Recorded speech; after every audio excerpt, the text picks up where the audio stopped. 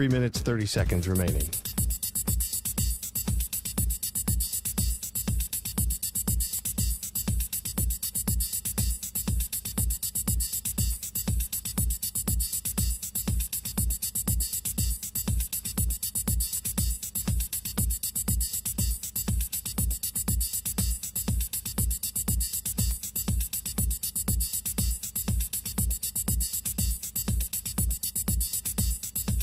Three minutes remaining.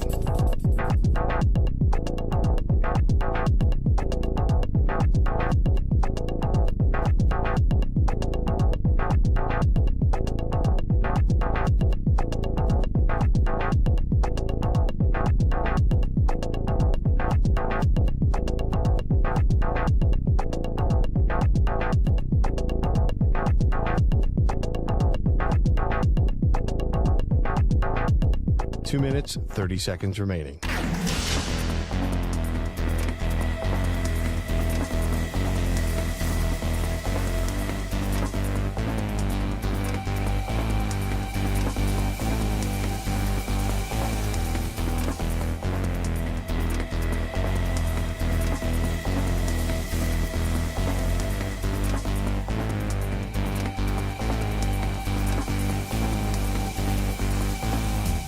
Two minutes remaining.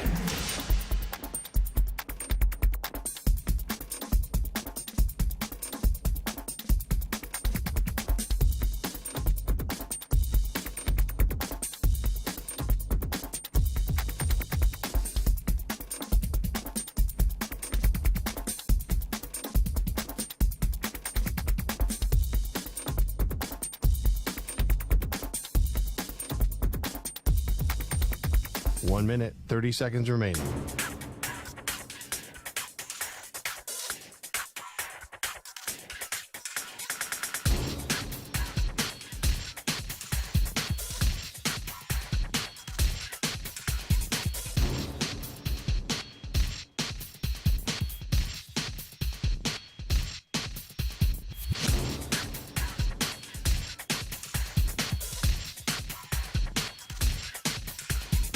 One minute remaining.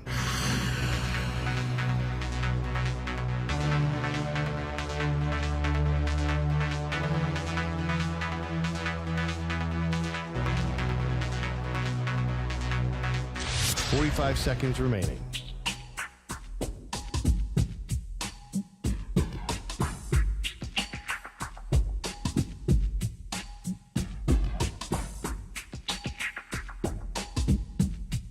Thirty seconds remaining.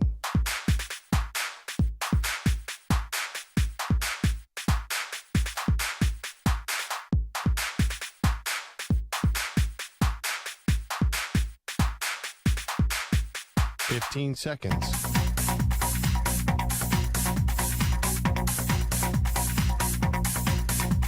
Break ends in 5 seconds.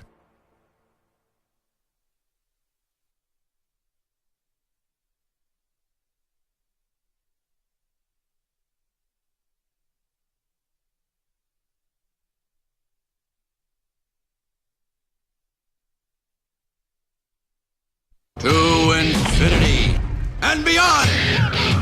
He's live. He's nationwide. This is the Zach Gelb Show.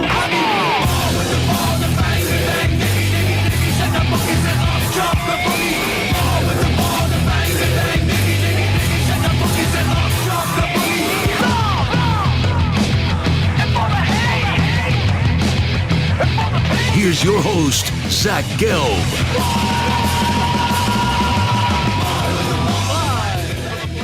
Overly ostentatious media room from the national championship game in beautiful Atlanta. That's right, the Zach Gelb Show is on the road, and we're inching closer and closer to seeing either Notre Dame or Ohio State be crowned champion. We welcome you in on what is going to be a very, and I mean a very busy Monday as we're coming to you live from Atlanta, and we broadcast to you across all the great local Infinity Sports Network affiliates, Sirius XM, Channel 375, the free Odyssey app, and as always, streaming on YouTube. 855-212-4227 is the number to jump on in. That's 212-4227. And you could always get at me on Instagram, where I'm straight flexing, or via the good old cesspool of Twitter at Zach Gelb. That is ZACHGELB. What a busy, and I mean busy, weekend that we had in the NFL playoffs. It got started off with Kansas City getting helped out by the refs, even though they didn't need to get helped out by the refs. But that was a Houston Texans team that the defense was looking to win the game. The offense, not so much. So a disappointing ending, and really encapsulates what the Texans have been all throughout the year, just not ready to take that next step on the offensive side of the ball. So Kansas City, surprise, surprise, they punched their ticket back to the AFC Championship game, and then things really started to get funky on Saturday night. And you saw the Commanders walk into Detroit. Jayden Daniels, who is absolutely sensational, and you thought C.J. Stroud had a good rookie season last year, right? Didn't we say that a year ago? C.J. Stroud, the best rookie season we've ever seen. Well, that belongs, that title, that tag belongs now to Jayden Daniels, as the Commanders are going to the NFC Championship game after defeating the Detroit Lions by a score of 45-31. You could have told me 4 months ago, 3 months ago, 2 months ago, a month ago, or even 2 weeks ago, that the Commanders would be going to the NFC title game, and I would have never believed you. I would have requested a drug test on the spot, because I would have never thought they'd be going to the NFC title game. And I even remember saying in the summer, maybe they could be a dark horse playoff team if everything goes right, because we've seen teams go from the outhouse to the penthouse rather quickly. But my, oh my, even as a enormous fan of Jayden Daniels, I didn't see this coming and this happening this quickly for the Commanders. And that was a pretty epic Saturday. And then on Sunday, the football was pretty good too. So I was in Philadelphia yesterday, drove down after Sunday morning football, left the studio at noon Eastern, and when I was driving down, there was a lot of snow. Not a ton. It wasn't like it was a foot or something, but there was definitely a few inches coming down. And when I got into the stadium, and it was more so in New York and North Jersey where I saw some of the snow driving down the turnpike. But then when I started to see I would probably say the second quarter, if memory serves me right, that's when the snow really started coming down hard in Philadelphia. And that was a game where it was back and forth. It was a slobber knocker between the Rams and the Philadelphia Eagles. And then when Saquon late goes on that 78-yard touchdown run, you're thinking night-night, turn out the lights, the party's over. You had some miscues by the Rams, but then they quickly matriculate the ball down the field. Boom, they put the ball in the end zone. And it looked like the Rams are about to snatch victory from the jaws of defeat, but then Jalen Carter made the play of the day on third down, where he had that big sack on Matthew Stafford. And if that would have been it for the weekend, be a pretty fun weekend of football. Kansas City Texans, you never thought that the Texans were going to win, but not a blowout. The Commanders getting upset by the Lions, and then you had the Eagles just surviving up against the LA Rams. But this is where we start the show today, and we start the show talking about Josh Allen and Lamar Jackson. And usually, I say this throughout the football season, whenever we have a football Monday and we're sitting back and we're recapping games that happen, I say 9.9 times out of 10, we are usually praising a quarterback or ripping a quarterback, praising a head coach or ripping a head coach. And that's usually who gets the brunt of the abuse or even the words of extolment. It's either a lot of praise towards head coaches and quarterbacks, or the team that lost, we ripped their head coach and quarterback. That's the way that 9.999 times out of 10 we consume and we talk about football. But yesterday, when I'm watching Bills and Ravens, you could nitpick, and I know that the conversation, and trust me, I took a flight to Atlanta this morning, got to the airport on 3 hours of sleep, got on the plane at 6:45 a.m. Eastern time. For some reason at JFK, they made us sit on the runway for about 90 minutes, probably even closer to 2 hours if I'm being honest. So I was on JetBlue, and they have TVs on the plane, right? And I'm watching a lot of these shows, whether it's SportsCenter or Get Up or whatever types of shows that were on. And most of the segments were Lamar Jackson, Can he win the big game? Will Lamar Jackson ever win the Super Bowl? And I don't want to defend Lamar Jackson because the Ravens lost the game and the Bills won. But my biggest point of contention wasn't with Lamar Jackson and wasn't with John Harbaugh. Now, were they perfect in the game? Absolutely not. I think the most ridiculous analysis that I've heard, though, was people criticizing John Harbaugh for going for it for 2 points when it was in the third quarter after they got the Derrick Henry 5-yard run, and that made it 21-19. I have no problem in that moment. I know some people say, they're chasing the points. I have no problem going for the 2-point play, and it was Matt Milano who just found a way to bat the ball down when you thought that Isaiah Likely was wide open, what would have been a successful 2-point try. So I'm not going to crush John Harbaugh, even though I think the luster on John Harbaugh and also Mike Tomlin has worn off, where we all know they're really good coaches, but they keep on having these performances, and they have teams where the Steelers, they go win 9 to 12 games each and every year. They can't win a playoff game. The Ravens at least can win a playoff game, but then they get to the AFC Championship game a year ago, and they crap the bed at home, or in the divisional round this time around up against the Buffalo Bills. Hey, that's a heck of a football team. I thought Buffalo was going to win the game going in, but it wasn't inconceivable that the Ravens could win. Heck, they were a 1.5-point favorite, but they keep on coming up short when in the last 2 years the last few years, you've had a quarterback that has won 2 MVP awards and could win his 3rd MVP this year, even though going into the game, and it's a regular season award. Let me remind people, when it comes to the MVP, I personally thought Josh Allen was the MVP this year in a large sense because you look at the Ravens, they have other pieces, right? They have Derrick Henry. When healthy, I know he didn't play yesterday, they have Zay Flowers. You got Mark Andrews. You got Isaiah Likely. The Buffalo Bills, it's Josh Allen. James Cook is solid. He's not a premier running back in this league, but he is a good running back, and he's trending to having a successful career. We saw the touchdowns that he scored this year. But the straw that really stirs the drink for the Buffalo Bills is Josh Allen. And if Josh Allen doesn't have a really damn good game, and most times they don't win the game. So I'm looking at this game yesterday, and I told you I'm not going to rip John Harbaugh. And I'm not going to rip Lamar Jackson either. Lamar Jackson had some turnovers, right? He has been turnover heavy in a lot of these postseason games. He's got to clean it up. He'll be the first one to tell you that he has to clean that up. But it's kind of like blackjack, right? You got to risk something, and you sometimes can't be scared to go make money. And that was Lamar Jackson, where Lamar Jackson, right, had it was hellacious interception. He caught himself picking up a football too and then dropping it on the ground when he fumbled, and those could be differences in the game. I know we all like to break down football until we're blue in the face and everyone thinks they have the answers. Usually the team in the postseason that runs the football better and limits the turnovers and wins the turnover battle is the team that wins.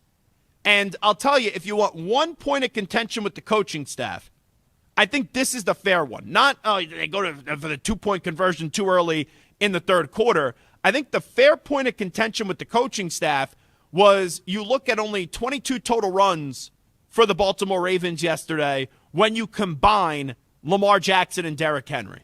Now, last year they didn't have Derrick Henry. I get that in the AFC Championship game, but Todd Monken did not run the football enough. So if that's the one critique you want to have on the coaching staff, totally get it. I understand it. If the one critique you want to have on Lamar Jackson is you can't have an interception, you can't have a fumble, I totally get it. But when I look back at this 27-25 game in favor of the Buffalo Bills, and if I have to say, why did the Ravens lose this game? It's not a quarterback that I'm ripping, and it's not a head coach that I'm ripping. This is the 1/10 of a time where we're going to sit here and on a football Monday after a team loss, we're not going to blame the loss on a quarterback or on a coach. Folks, it's simple. If you watch the game, I don't even need to say his name.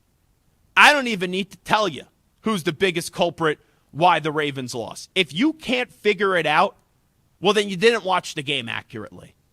or you're related to this person, or you have a soft spot for this person. But Mark Andrews cost the Ravens a potential trip to the AFC Championship game. He did. Now, just if he catches that ball on the 2-point conversion play, where for all the problems people have with John Harbaugh and Lamar Jackson and John Harbaugh got that team into the end zone, and they needed 2 more points, and you had Mark Andrews wide open, right? I don't usually say I could do something that an NFL player can do, right, that he couldn't do. But I could have caught that football. If you had me that wide open, even if the throw you want to say was a little low, it hit Mark Andrews right in the hands. You got to catch it. But also, you had earlier in the fourth quarter, when the Ravens were down by 5 and they were driving down the field, he caught the football, was trying to make something happen after the big catch, and he fumbled the ball and the Bills got the ball back. Those are the 2 plays in this game where if you are a Baltimore Ravens fan, you have to be ill. You were playing the what-if game today. What if midway through the fourth quarter, Mark Andrews doesn't fumble the football? I probably think they march down the field and get a touchdown.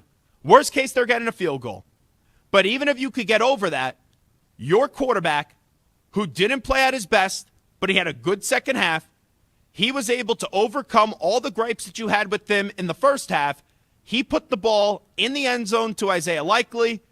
And then if you want to say they should have ran the ball with Lamar Jackson or Derrick Henry in the 2-point conversion, I get it.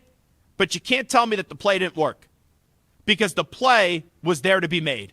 And all you have to do is just catch the football.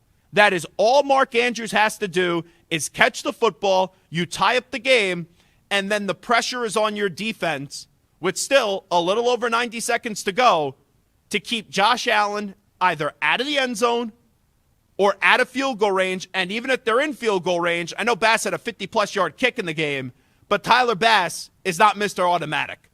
So we could do some over-analysis today, and I've heard it. I heard the over-analysis when I sat on the runway in New York City, JFK, for nearly 2 hours today. All right? And then when I got in the air for the short 2-hour and 10-minute flight, I heard all the over-analysis. Lamar Jackson, John Harbaugh, Josh Allen, Sean McDermott, right? I've heard it all day long. The conversation starts and ends with Mark Andrews. That's why the Baltimore Ravens lost the game. You cannot put the ball on the turf in the fourth quarter, and then also when the ball hits you in the hands, when the game is on the line and you are looking to tie the game and you are wide open. Don't give me this nonsense about the conditions. I don't want to hear people bitch and complain, oh, but football being played in the snow, it shouldn't be allowed. Stop it. You're making excuses. It's simple.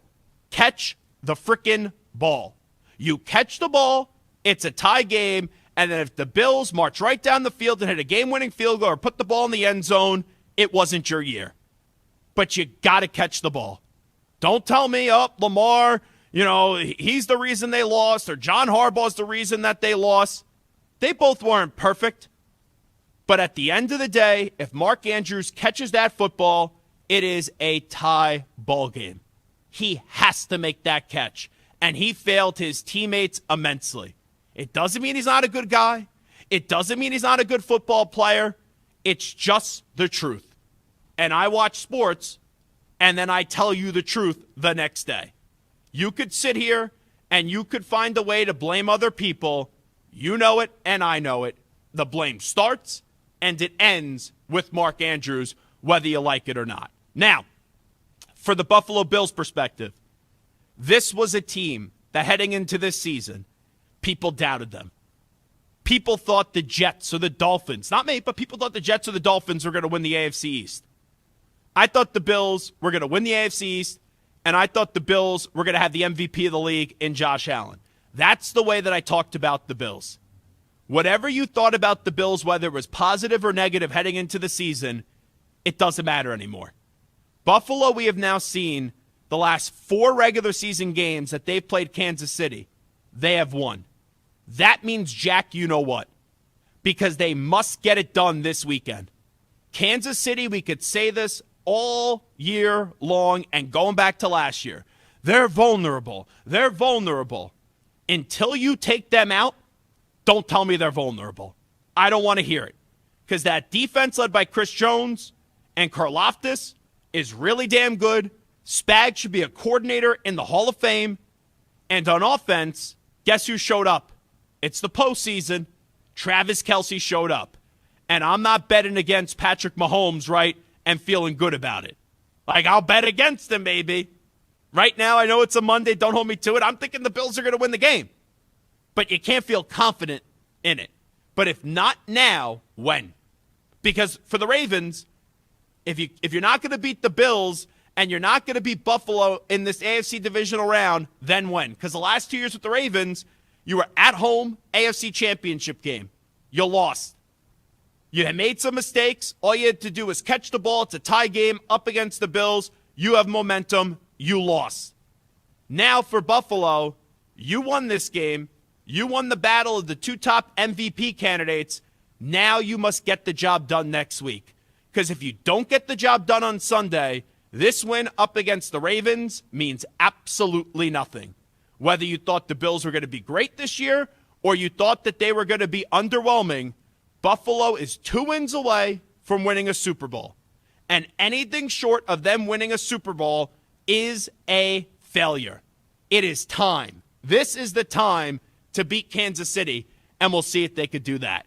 So who do you blame the most for the game, why the Ravens did lose to the Bills? 855-212-4227, 855-212-4227. And if you want to give me a little early thought, we got the Final Four teams here. You got the Commanders and the Eagles. You got the Bills and the Chiefs. So in Philadelphia, we'll have the NFC Championship game on Sunday. And then followed up in Kansas City, we'll have the AFC Championship game. Out of those 4 teams, who is the team right now that you're the most confident in that could get to the Super Bowl? And if you want to chime in on how we should talk about Lamar Jackson moving forward and also Josh Allen too, you could always hit me up, 855-212-4227. Zach Gelb here with you. This is the Infinity Sports Network. We're broadcasting live today from Atlanta, the site of the 2025 National Championship game between the Ohio State Buckeyes and the Fighting Irish of Notre Dame. So we can't wait for that one. I'll be going over right to the stadium, which is about, I can't wait to get in there and about like a 2-minute commute from where we're doing the show today as we're at the media headquarters in the media hotel. So I'll make the 2-minute trip over right after the show does conclude. And we'll have a fun, hopefully fun national championship game tonight. So let's take a break. When we come on back, Jayden Daniels, we got to praise him. And we also got to get into what ended up being a failure of a season for the Detroit Lions. But I'm ready to put Jayden Daniels in a different class. I'll tell you how far I'm willing to go with Jayden Daniels when we come on back live from the ATL after these short messages. You're in a 5-minute break.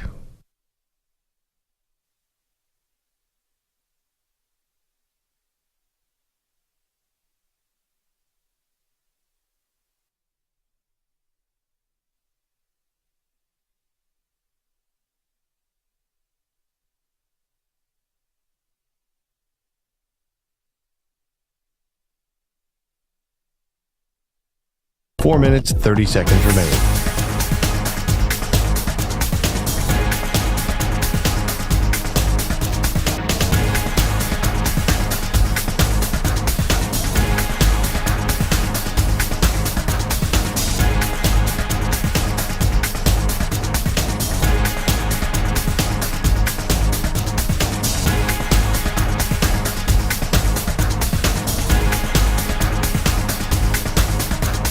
Four minutes remaining.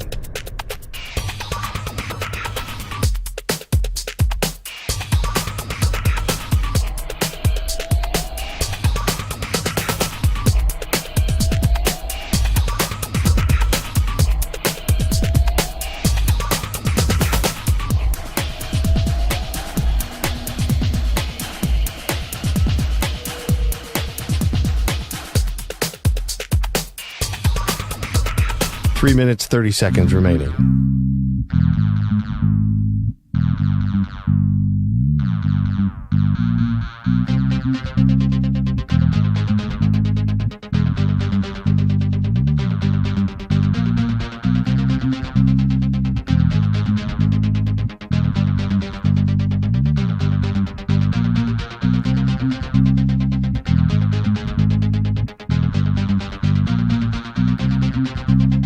3 minutes remaining.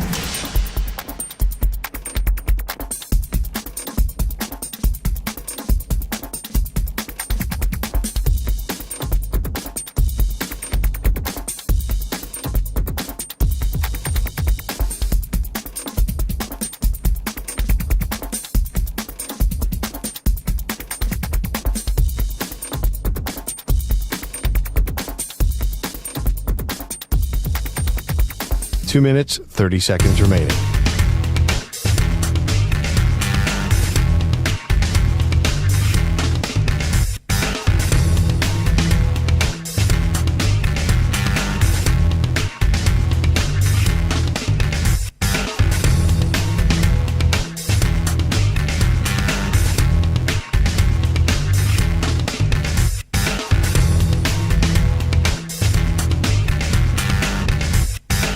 Two minutes remaining.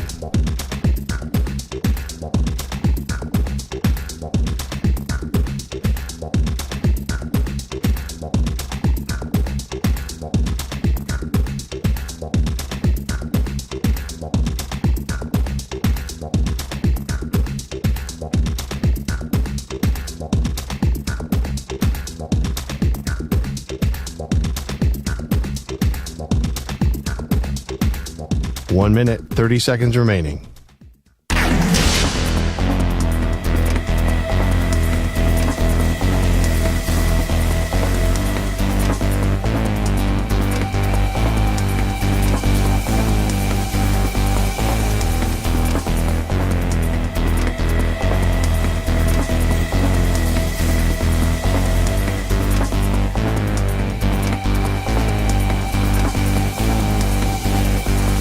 One minute remaining.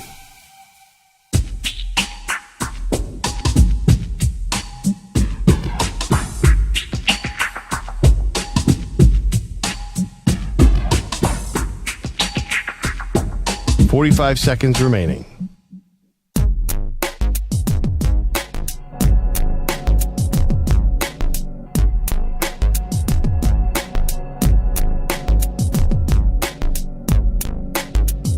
Thirty seconds remaining.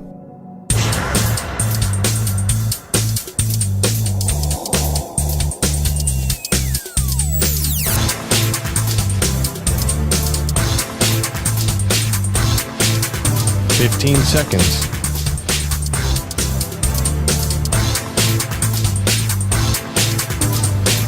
Break ends in 5 seconds.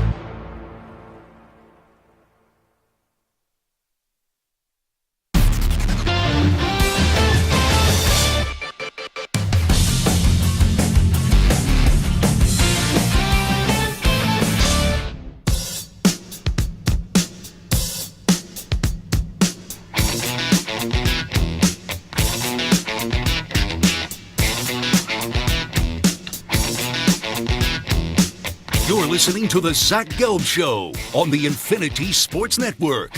How we doing on this Monday? It is the Zach Gelb Show live in Atlanta for the national championship game, Ohio State, Notre Dame tonight.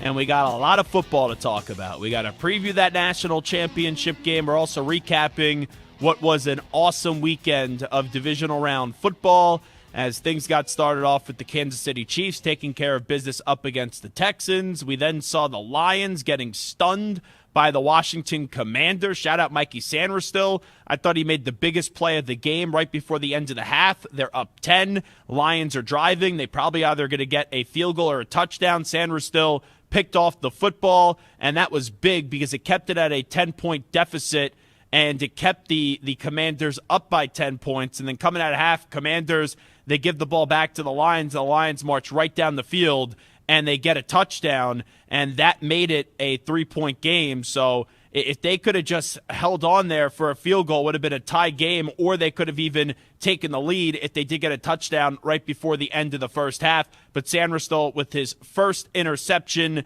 and then his second interception did come later in the game. So a big night for Mikey Sanderstill. If you watched him at Michigan, all he did was make plays, and now he's doing that in his rookie season. So that was the story on Saturday. Obviously, Jayden Daniels, we'll get to him in just a second. And Sunday, we saw Philadelphia hold on up against the Rams, and then we saw the Buffalo Bills take care of business, and they did take down the Baltimore Ravens by a final score of 27-25. You know, I always love our callers on this show.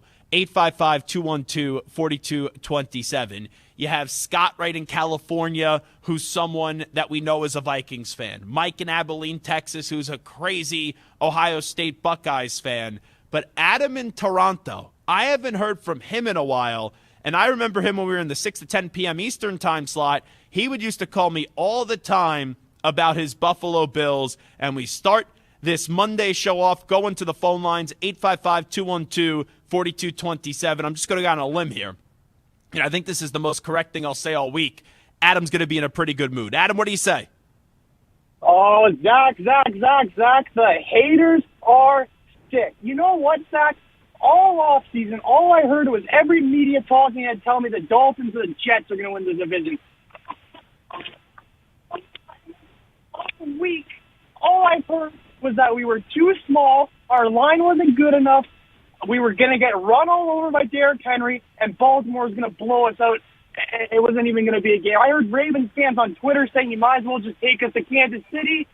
The haters are sick, man. And as for Jerry Coleman calling Buffalo a city of losers a few years ago, how does that taste, Jerry? How about you Cowboys fans shut the hell up and watch the Bills go beat the Chiefs in the AFC Championship game? I cannot tell you how fired up I am, Zach. And I'll tell you why this year is different. I know I say this every single year. Wait, real quickly, Adam, real quickly. I'll let you finish. But who was the one media member that didn't doubt the Bills before the year started? Who was the one media member, I'm sure more did, that picked the Buffalo Bills to beat the Ravens? Who was it? He's got the initials of Z and G. I don't know if it rings a bell, but it was you. He sounds like a jackass, that guy, if I'm being honest. Everybody but you was hating on the Bills. And Jerry Coleman can pound sand. Here's why this year's different, okay? Sean McDermott would have lost that game a year ago or 2 years ago. I was literally having diarrhea run down my legs. Not literally, but you know what I'm saying. I was so nervous for that final draw. I said, Baltimore's going to come down. Baltimore's going to tie it. They're going to get a 2-point conversion, and we're going to lose in overtime. I could smell it. And it didn't happen. And Sean McDermott coached his ass off. And you know what, man? Job's not finished. We still got to go to Kansas City and beat the Chiefs and the refs, which we all know is it's going to be bad. Yeah. But the refs are going to. I'm so disappointed with the referee in that Houston game. But I'm feeling good, Zach. You know what? Hey, if we lose on Sunday, we lose on Sunday. You know what? It is what it is. But you know what you need, Adam? Good, man. You know what you need? I'll tell you. This is how you get the W. I'm going to read you 2 tweets from this postseason. The Broncos beat the Bills today. Bo Nix has played like a 10-year vet. He won't be intimidated by a hostile playoff environment. Buffalo's defense folds in the playoffs. Denver's defense will get after Josh Allen, and a lack of a true number 1 wide receiver will haunt them. Broncos 27, Bills 23. First wrong prediction by the great Hot Take Hickey. How did that work out? Yeah. Well, here's the thing. Ravens 27, Bills 17. Derrick Henry and Lamar thrash the Bills on the ground. 225-plus rushing yards. Don't see how Buffalo's defense slows down Lamar and Henry. That is your friend, our friend, Ryan Hot Take Hickey. If you get a Kansas City Chiefs victory prediction from Hot Take Hickey, I don't even know if Mahomes can defeat the Hickey Hex.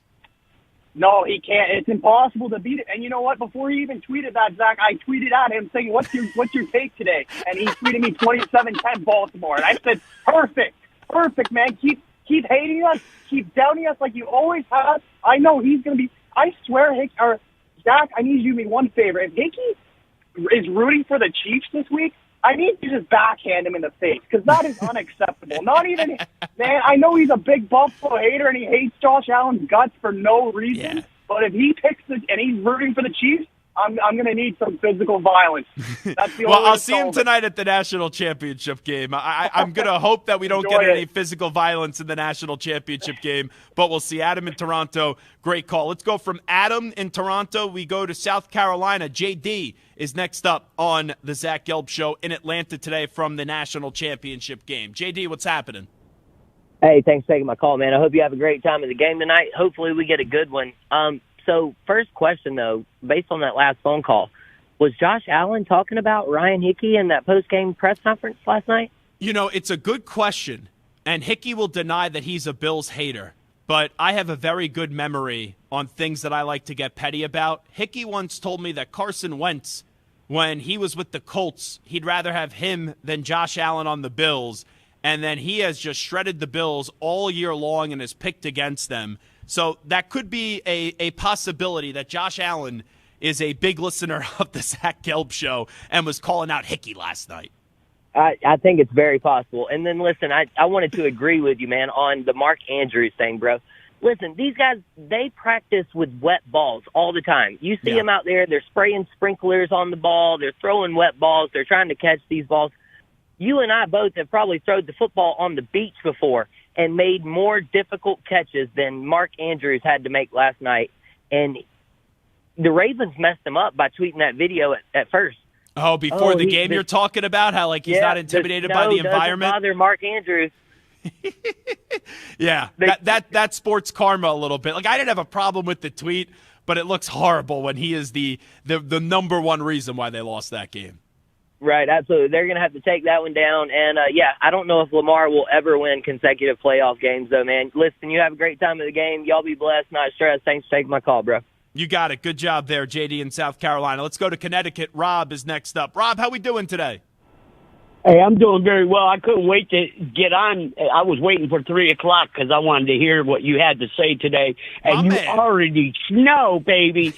You know your boy Deion Dawkins came through yesterday. They didn't even need to call him for that holding. That was a BS hold. I was very annoyed about that hold. The referees, they were screwing my friend Deion Dawkins. That you know what, people, you can't just be big and block anybody anymore. That was a stupid penalty. A stupid penalty. Should have never been thrown. All he did was slap his arm down and then push him down. That's not a hold. He did his job. Come on.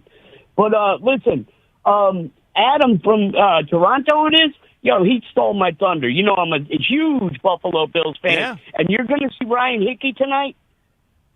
Yes. Yeah, he's in Atlanta. Yeah. Well, do me a favor and give him a message from Rob from Connecticut, too.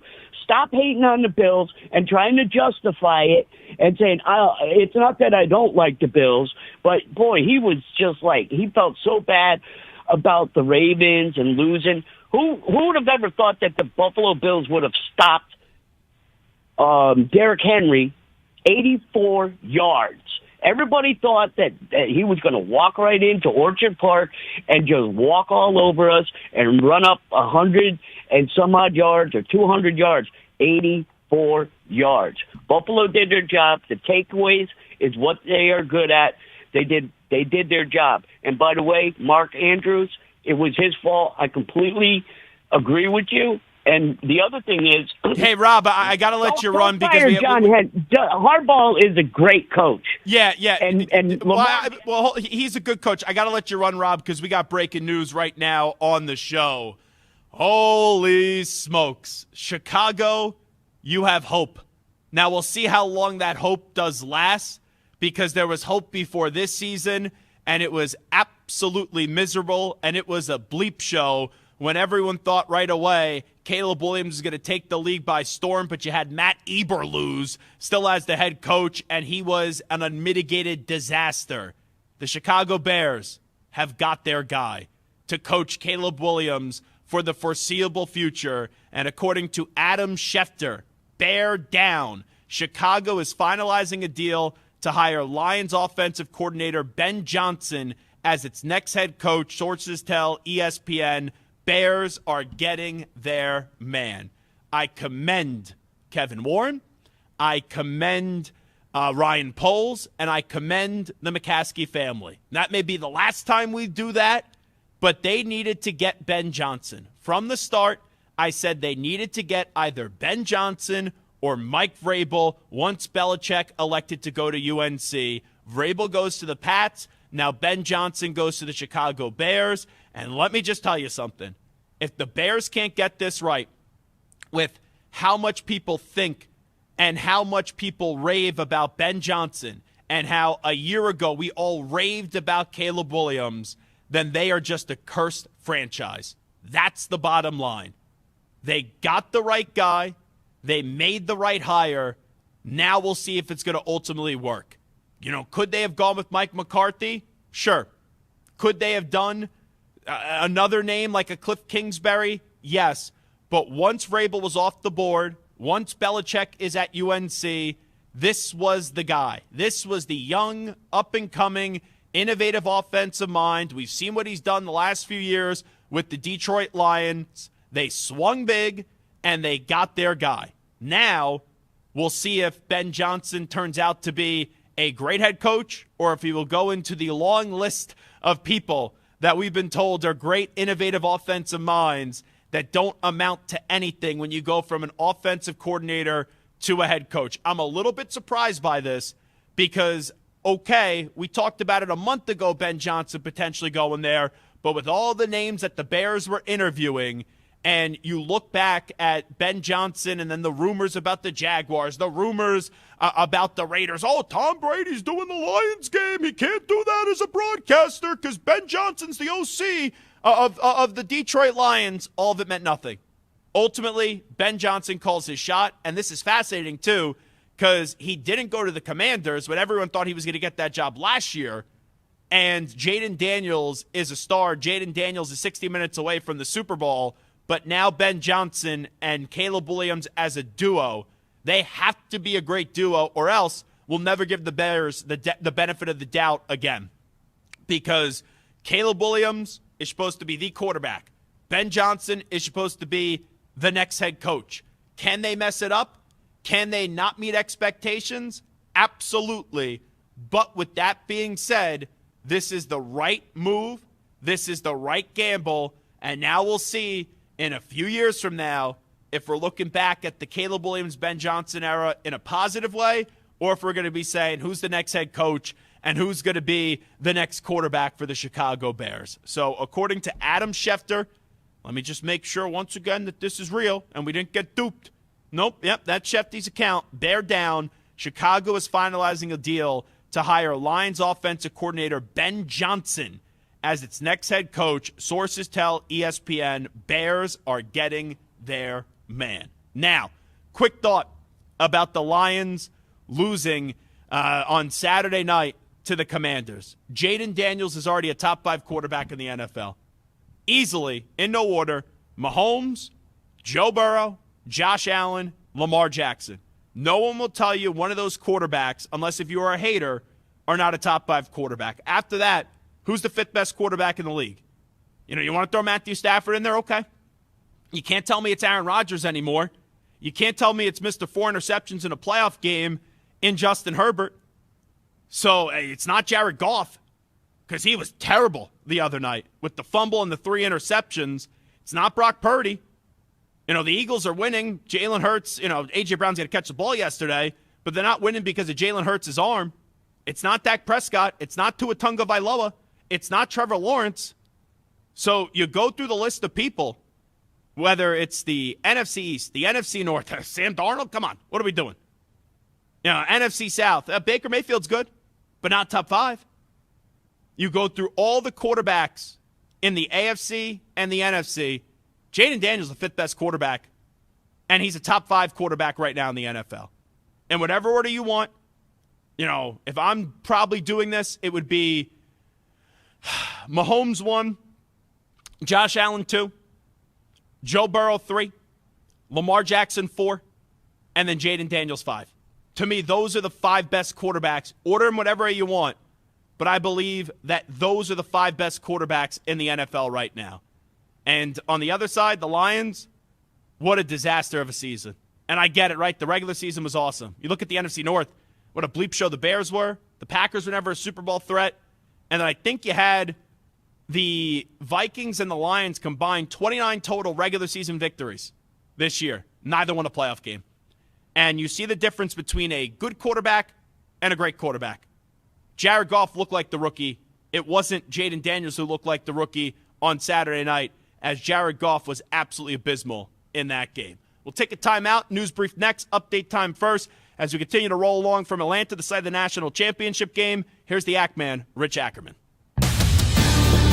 Infinity Sports Network, Sports Flash. And we start with a riddle sponsored by Progressive Insurance. What do your home and auto have in common? Progressive protects them both. It was an easy riddle. Learn more at Progressive.com. So the Bears have reportedly found their men as Ben Jansen stays in the NFC North, leaving Detroit after coming up short of helping them to a Super Bowl. He will now take over the Bears, and quarterback Caleb Williams is his top priority to get him to become the franchise quarterback that they thought they were getting when they used the number 1 pick on him. The college football season comes down to Ohio State and Notre Dame tonight. So many different storylines, among them Marcus Freeman coaching against his alma mater and also trying to become the first black head coach to win a national championship. The two teams are also led by transfers at the quarterback position. Will Howard coming from Kansas State last year and Riley Leonard for Duke. Notre Dame looks for its first title since 1988 and 12th all-time. The Buckeyes going for their 6th. Anthony Santander and the Blue Jays reportedly agree on a 5-year deal. NBA action today, a final. The Hornets defeated the Mavericks 110-105. Right now, third quarter, Rockets trail the Pistons 86-79. At the half, it's the Timberwolves in front of the Grizzlies 54-43. Hawks lead the Knicks in the first 27-26. I'm Rich Ackerman.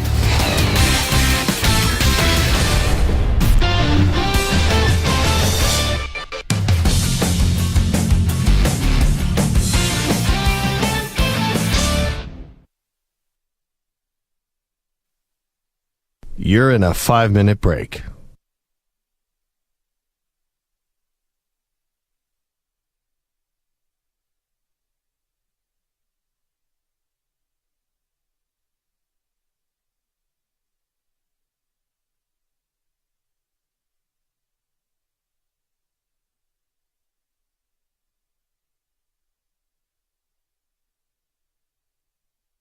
Four minutes, 30 seconds remaining.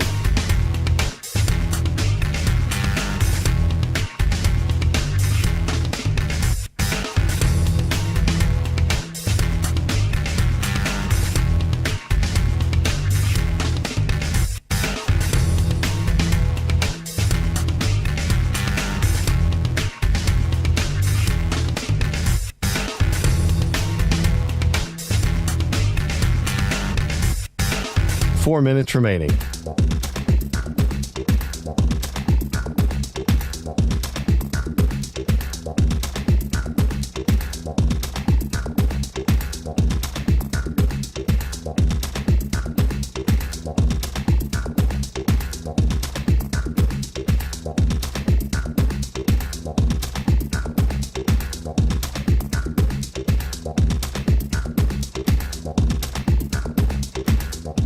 Three minutes, 30 seconds remaining.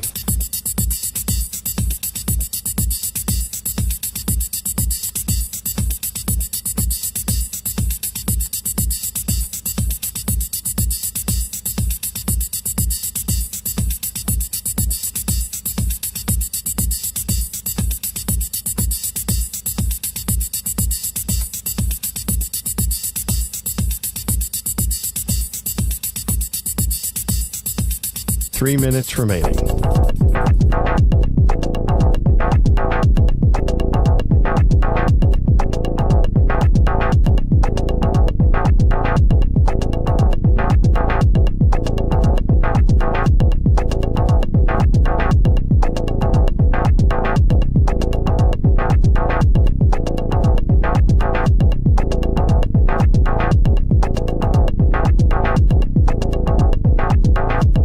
Two minutes, 30 seconds remaining.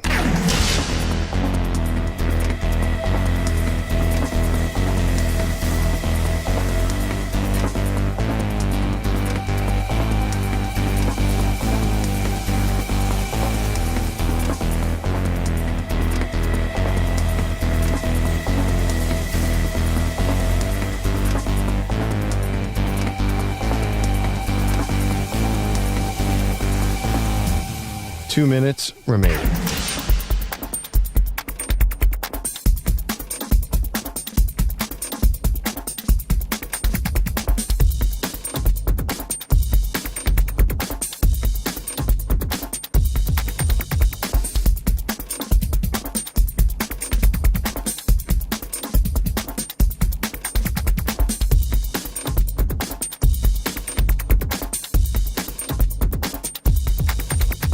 One minute, 30 seconds remaining.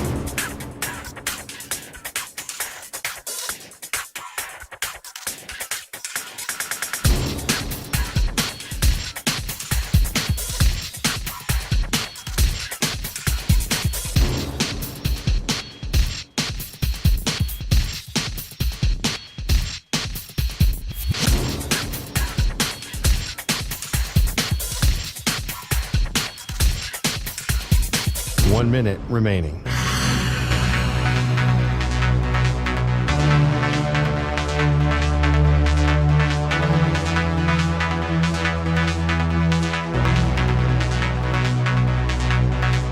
Forty-five seconds remaining.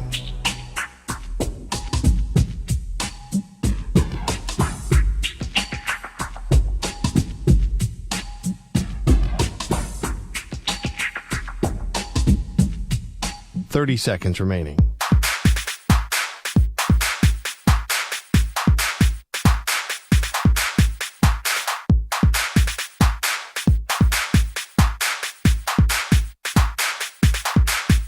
Fifteen seconds.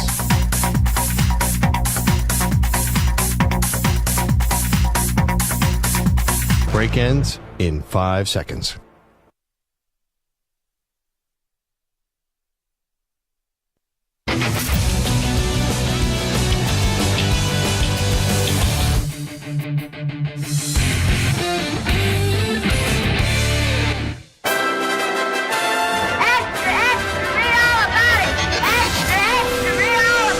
Time for your daily news brief. We get you caught up on the rumors, reports, and reconnaissance from the day in sports.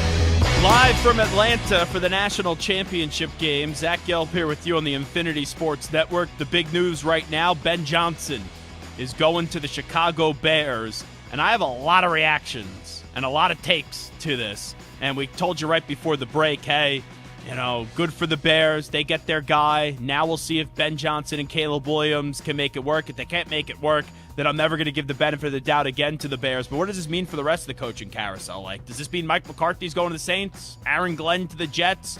Is Liam Cohen going to get the Jaguars job? What about Pete Carroll? I think the Raiders are trying to get a big name, but you got the two biggest names off the board in Mike Vrabel and Ben Jansen. Let's hear from the head football coach of the Detroit Lions in Dan Campbell. Dan Campbell talking about after the game on Saturday when their season came to an end, you know, is this program going to crumble? Because in all likelihood, they're losing Ben Jansen and also Aaron Glenn. We know Ben Jansen now off the board to the Bears. It can't, right? It can't.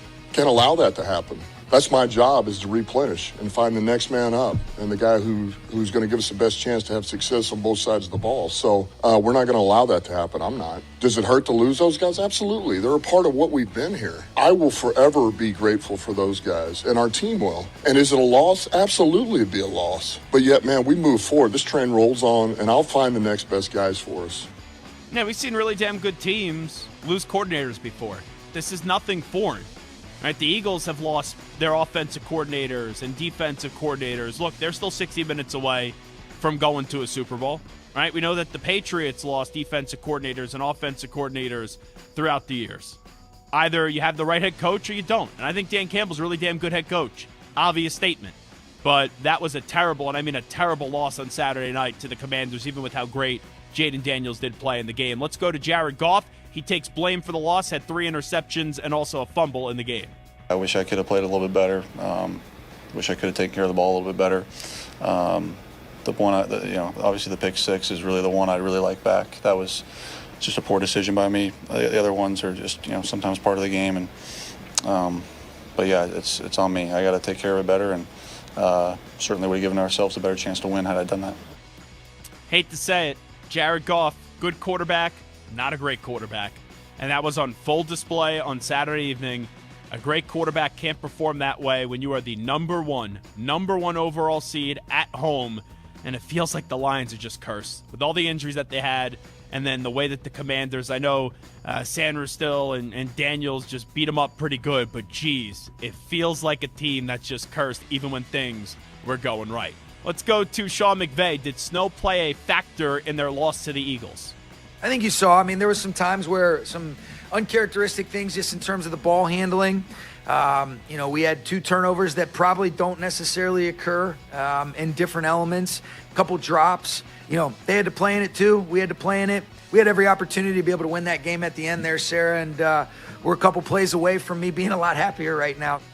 Yeah, block Jalen Carter. Maybe end up getting the job done. I know easier said than done, but maybe end up winning that game in the snow. A.J. Brown, though, of the Eagles, he only had, I think, 1 catch in the game. He wasn't happy with the snow either. Did the conditions affect the passing game? Absolutely, it affect everything. Like, I wouldn't wish that on my worst enemy. That was not fun, honestly. That wasn't fun at all, man. Tough game, tough conditions, but you make the most of them. And, try to get the win, and I'm glad we did.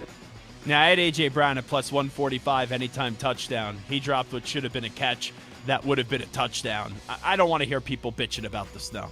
I don't, but it's interesting when you hear it from both sides because people thought you'd only heard it from the Rams side. No, you also heard it from A.J. Brown as well. Lamar Jackson on why the Ravens lost the game to the Bills 27-25. Protect the ball. Protect the ball. We was driving the ball. Like I said, we was driving the ball smooth all game. I don't even think we punted tonight. It was the 3 turnovers got us off the field. So we protect the ball. We're not even having these conversations. You guys don't even have those type of questions for me, We got to do a better job at protecting that ball, and we'll be on the right track. I blame Mark Andrews for the loss. Lamar Jackson won't do so. I'm just as hurt as Mark. It's his fault. Like, all of us played a factor in that game. It's a team effort. I'm not gonna put that on Mark, bro, because he's been battling all season. He's been doing all the great things he's been doing all season. It don't always go our way. We want it to, but at the wrong time, it's like it's not going our way. We need to figure that out. That's what leaders do. They don't throw their teammates under the bus. And Lamar Jackson, his best thing that he did after that game was everyone knows it's obvious they lost that game because of Mark Andrews. He could have piled on and said, hey, Mark's got to catch it. He was clearly frustrated, as anyone should be, but he didn't do that publicly. So I'll commend Lamar Jackson for that. And I know Lamar Jackson fumbled the ball. I know he had an interception, but Mark Andrews had one mistake where he fumbled the ball, down 5 when they were driving. Everyone could overcome that. But the second mistake was the dagger because it ended the game. You are wide open, catch the ball, 2-point conversion. You still may lose, but at least you're tied with a little over 90 seconds remaining in that one. Zach Gelb here with you on the Infinity Sports Network. Hour number 1 in the books. We'll come on back. We'll talk Lions. We'll talk Commanders. We'll talk national championship game. Ben Jansen going to the Bears. John Jansen is going to join us when we come on back in a few moments.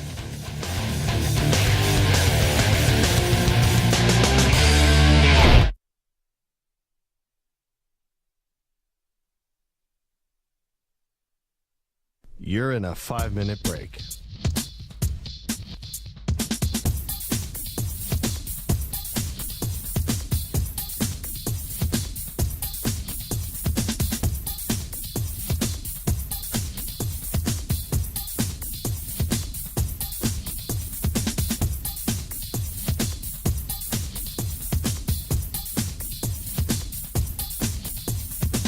Four minutes, 30 seconds remaining.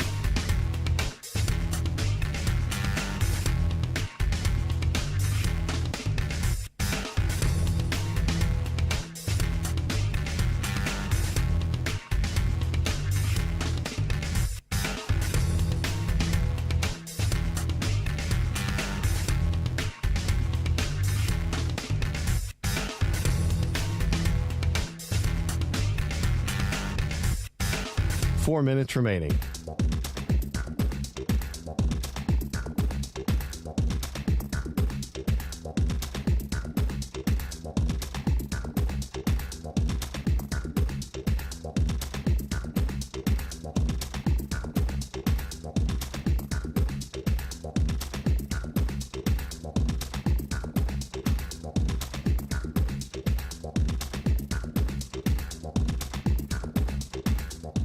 3 minutes, 30 seconds remaining.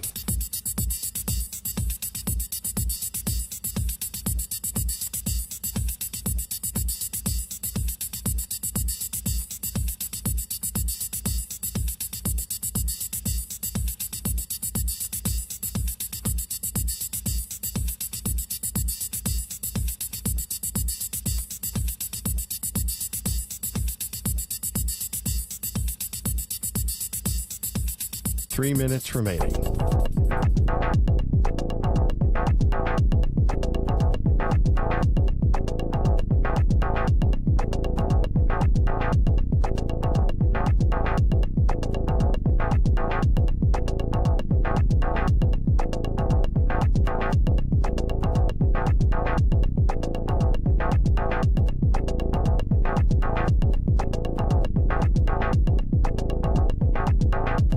Two minutes, 30 seconds remaining.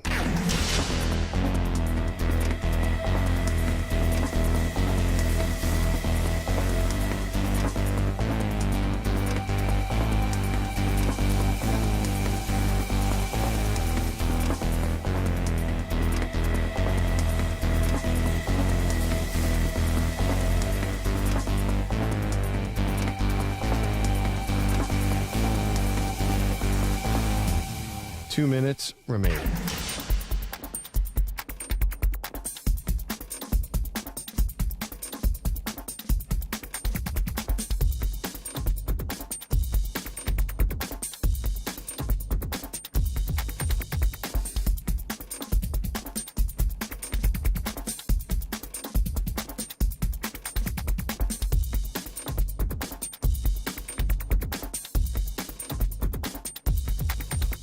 One minute, 30 seconds remaining.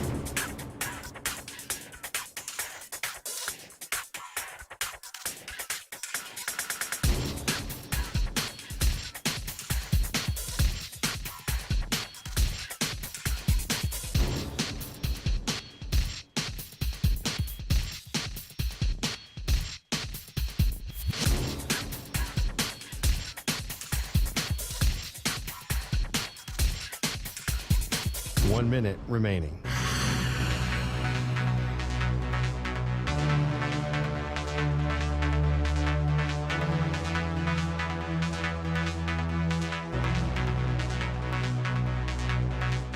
Forty-five seconds remaining.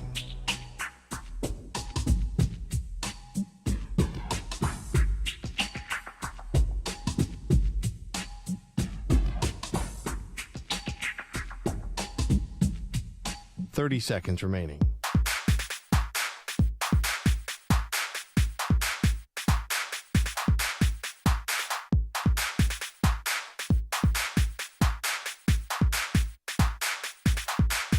Fifteen seconds.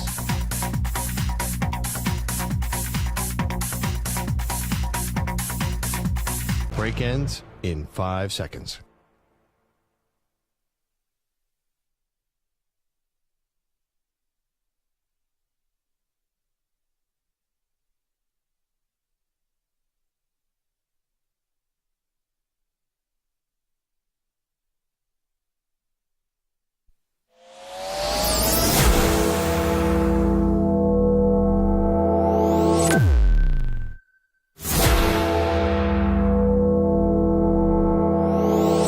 Infinity and beyond. He's live. He's nationwide. This is the Zach Gelb Show. Hour number 2 of our radio program. It is the Zach Gelb Show live in Atlanta today for the national championship game between Ohio State and Notre Dame. We'll go out to the guest line right now, and we got to talk Commanders. We got to talk Lions. We got to talk college football. So let's do so with the man that is the radio analyst for the Michigan Wolverines, played for both franchises in the NFL, and we know he's going to be very opinionated about all things college football and the NFL, and that, of course, is John Jansen. Does a great job now as the morning co-host on 97.1 The Ticket in Detroit. John, how you been? Zach, good to see you. How you been? I've had some better times other than watching my former franchise beat down another former franchise that I'm now talking about on a daily basis. But hey, that's the game. That's football, and such is life. Yeah, like, were you happy on Saturday night? It was probably mixed emotions. It was definitely mixed emotions. And no, I wasn't really happy. It's, I cover the Lions.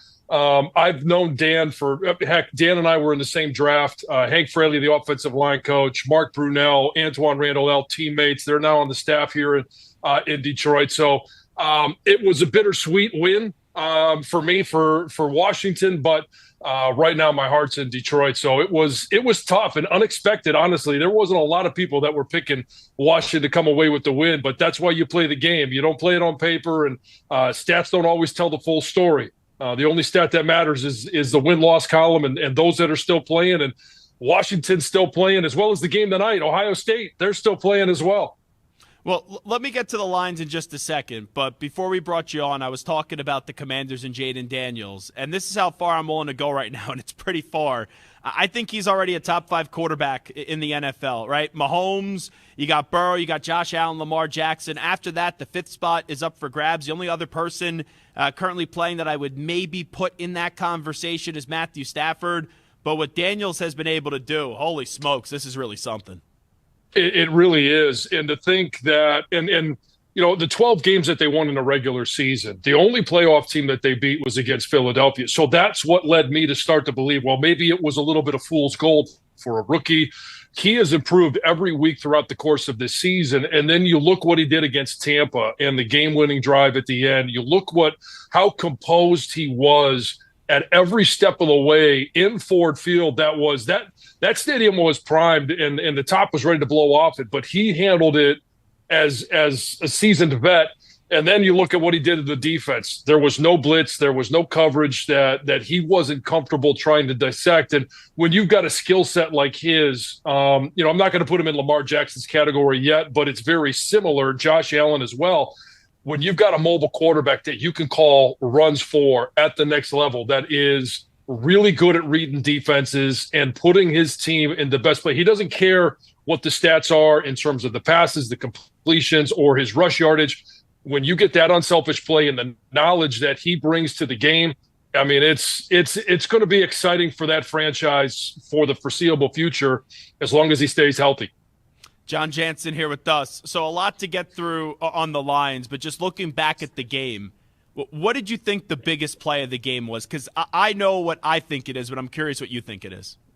I would go back to when it all started, and that's the fumble on 3rd down. First of all, I'm not sure why the Lions didn't run it, but Jared Goff has to have the awareness of when the pocket collapsed. And that's what you thought, a guy that's been in the league as long as he's played in the Super Bowl, what they did in the playoffs last year. He's got great experience, and the pocket presence that he showed all season long didn't lead me to believe that he'd have a moment like that where, as the pocket collapses, he doesn't put 2 hands on the ball, he doesn't tuck it, he doesn't throw it away. And to make the ball vulnerable at that point, that's where, if they're able to go up at that point 14-3, I think they're able to put a lot of pressure on Washington and do what they want to do. But that was the turning point for me. In fact, that's the moment where I was watching it at home. I told the kids, I'm going in the other room because there are certain things that I'm going to say that I don't want you repeating at school. I don't want to hear again. There's going to be new ways to use certain words. And it snowballed from there. I thought it was the Sanders first interception. And this is going to put you in a tough spot again, because I know you love Mikey being a Michigan man. And he's with the Commanders, but that's what he did at Michigan, and now he's doing it in the NFL. If he doesn't make that interception, they either make a 10-point deficit, 7 or 3, with the touchdown or a field goal. We'll see what they would have got there. And then they get the stop coming out of half, and then they get a touchdown. So if they would have got a touchdown on that drive, they take the lead in the second half. If they would have got a field goal, they would have tied the game. I thought that was the biggest play. Yeah, I'm not going to argue it. I just went with the one that I thought started the snowball effect and the downhill run from there. But how about the way that the Commanders are set up on both sides of the ball, the leadership that Jayden Daniels shows on offense and his command of the offense, and be able to read defenses and do what he did. And then Mikey Sanders still in the same draft a little bit later. I knew coming out of college that he was going to be, and I was really excited that he went to Washington. Obviously, I've still got a lot of affection for that franchise. But when you get a player of his ability and his leadership. That's really where I think that franchise did a great job of drafting 2 leaders on both sides of the ball. And I'm not discounting anybody else there, but I think they're set up for some good things because of the quality and the character that they drafted, more so than the players that they drafted. John Jansen here with us. When you walk away from this game and you look at the future of Jared Goff, we know he's not going anywhere. He's under contract and he's getting highly compensated in this league to not have those moments that he had on Saturday night. Do you still feel like Goff can win a Super Bowl with the Lions? I do. And I mean, I go back to last year when he led this team to an NFC championship game. It was unlikely. Nobody expected it last year. But the reason they lost in San Francisco wasn't because of Jared Goff. It was an interception that should have happened. It goes off Kendall Vildor's face mask and into Ayuk's arms. It's Jahmyr Gibbs. There's a rookie with the fumble. And then he put the ball right in the hands of Josh Reynolds on 4th and 2. They convert that one, and maybe it's they would have been in the Super Bowl last year. I don't necessarily want to put it on him. All of it. Obviously, you have a fumble and you throw 3 interceptions. There's plenty to go around.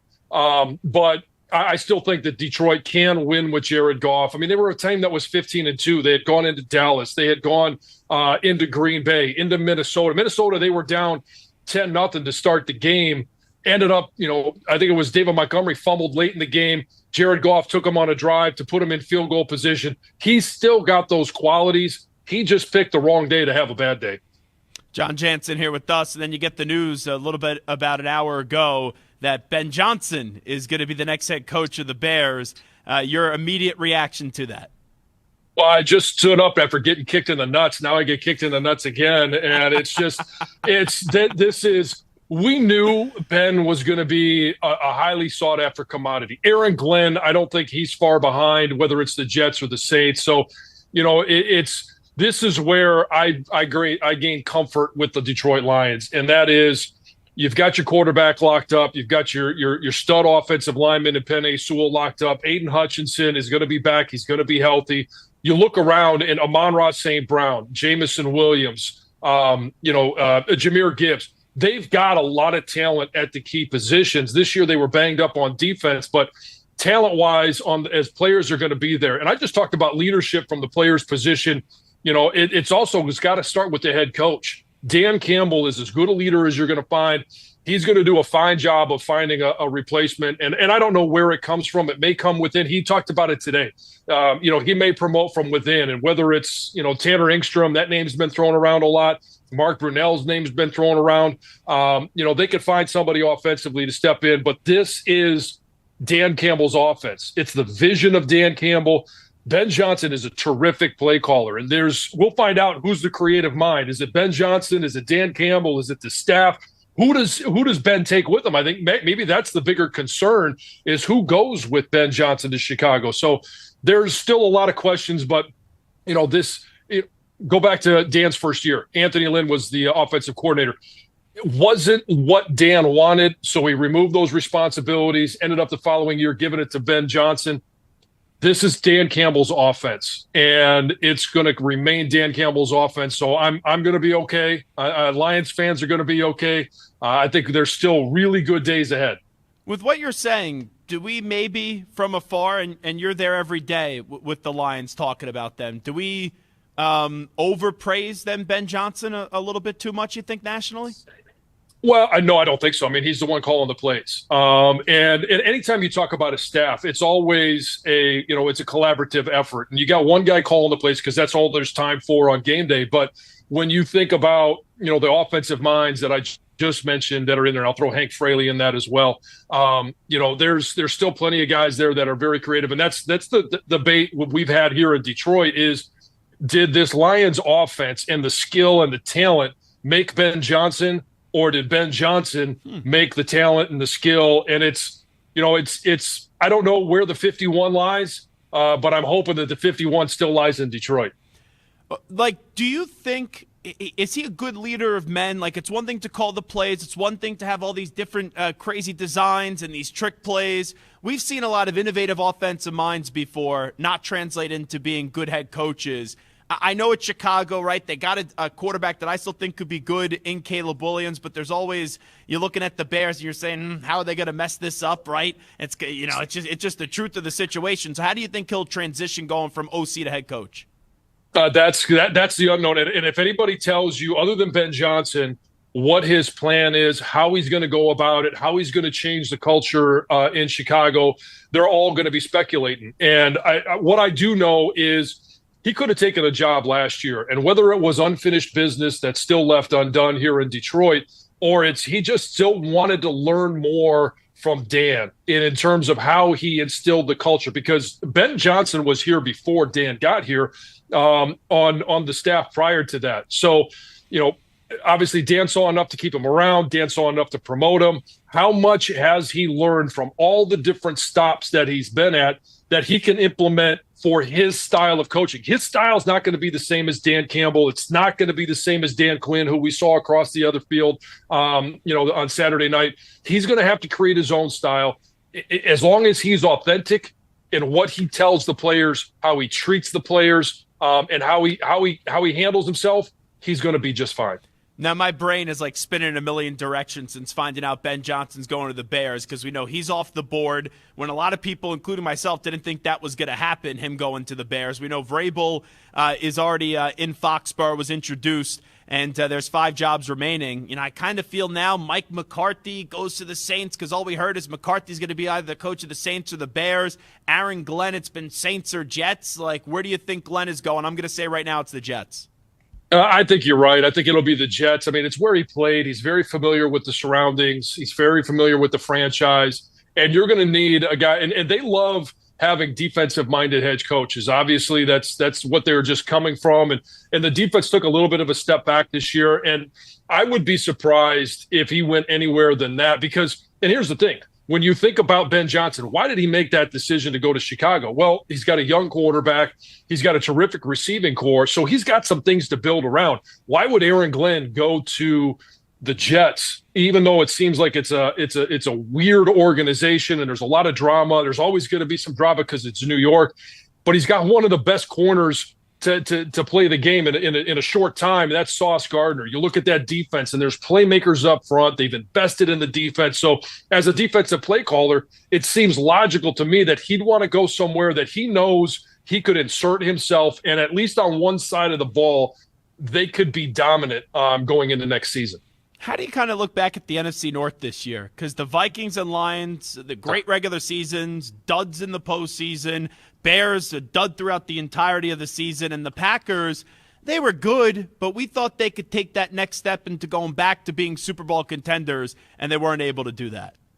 I don't know. It seems like the NFC North is kind of the SEC of pro football, and they just kind of lay those eggs. It's a little shot from Big Ten country, but it was a great regular season, and we know that the regular season it's 17 opportunities to set you up for a great position in the playoffs, and nobody did it better than the Detroit Lions. They took care of the Vikings twice, especially at the end of the year with all the marbles on the line. They took care of the Packers. Obviously, they took care of the Bears. And so it's, I still think it's one of the best divisions in football, but they sure didn't show up in the playoffs. All righty, so we're in the last few hours of the Michigan Wolverines being national champions. When Michigan beat Ohio State this year, which I may or may not remember a conversation we had in the summer in Las Vegas as I was having a few drinks. I remember you were smoking a cigar, and we were like, man, how awesome would it be if Michigan could beat Ohio State this year? And they did it. When that happened in late November, if I would have said to you, John, Ohio State's going to win the national championship, you would have never believed it, right? That's not true. When you look at this team, as long as they get their heads screwed on straight, this is maybe the most talented team in college football this year. And I know some people have gone way off the rails and said it's the most talented team in college football ever. I'm not going to go that far, but what they invested in it with NIL dollars and the transfer portal, it really is a very talented team. And it's just a matter of, and for whatever reason, Michigan is in the head of the players, the coaches, the play callers, whatever it is. I don't know. And obviously we were on the other side of that for 17 years. So I'll take the 4 that we have right now. But when you force a coach and an entire side of the ball to completely get and ignore what they've done all season long. And maybe, that was the game that is the impetus for what they're doing now in the playoffs, because they did not throw the ball other than a 2-minute drive right before half where they went down. They had 3 timeouts, didn't need to spend any of them, and put the ball right in the end zone. I thought coming out of halftime, it was going to be, Buckeye, it was going to be air raid all over the field, and they didn't. And I still have no idea why. I would love to hear from the coaching staff as to why they did what they did. I'll tell you why. It's because Harbaugh, Stallions, and all these guys, the born on third base comments, they were still in the head of Ryan Day, and he tried to win a certain way, right? Be a tough football team, run the football instead of do what is best for Ohio State, and that was to get the ball to Ibuka and then also Smith. Well, I know it, and the whole goal is to win, right? I mean, if you're going to have a measuring contest, it's in number of wins and points at the end of the game, and it's the last 3 teams that Michigan has had, they've been built to compete and even beat Ohio State. This year's team was not, and I just don't understand. So since then, though, what have we seen? Jeremiah Smith has been on an absolute tear. Will Howard, and you can say whatever you want about him as a game manager, as just a guy that distributes the football. He's done a good job of protecting the ball, making the plays that are there to be made, and honestly, just putting the ball in the same zip code as some of those receivers. That's all you simply got to do. And if they do that tonight, they'll be national champs. You think Ohio State's going to win? Because we know Notre Dame, right? Good defense, special teams, just like Michigan, and then their offense. Jeremiah Love's a heck of a player, but Riley Leonard is kind of a question mark. Yeah, I don't know. I mean, if you ask me who I want to win, I might have to disconnect. I don't know. I'm not sure I like Notre Dame. I'll say it for better. you. You want Notre Dame to win. I want Notre Dame to win. Let's call a spade here. It can end in a tie. I mean, I know there's there's epic cold and snow. I mean, maybe something happens that they just call the game off at the end of the third quarter in a tie. I don't know. But I think it's going to be a hell of a lot of fun. I think it's a great matchup, and we can argue all we want about the 12-team playoff. I do think that the best 2 teams are squaring off for the national championship. However they got here, right, wrong, or indifferent, I think it's the 2 best teams, and I do like the matchup. I like Notre Dame's defense playing against Ohio State's offense. I think it's going to be a lot of fun, and we'll see what happens. He's John Jansen. Does a great job, co-host of the morning show on 97.1 The Ticket. Does the Michigan games, obviously, as their color analyst, and we appreciate him jumping on board with us today on what was a very busy, conflicting day of emotion, if you are John Jansen. It is, yeah. Hey, thanks, Zach, for having me, and we'll talk to you again soon. You got it. Thanks so much. There's John Jansen. A whole lot to react to. We'll do that when we come on back. It is the Zach Gelb Show live in Atlanta for the national championship game, where I'm rooting for Notre Dame to beat Ohio State. I'm not wishy-washy about this. I want Notre Dame to win, but we'll come on back and we will get into the Eagles and the Chiefs and how they have the 2 best defensive players remaining out of the 4 teams in the NFL postseason. You're in a 5-minute break.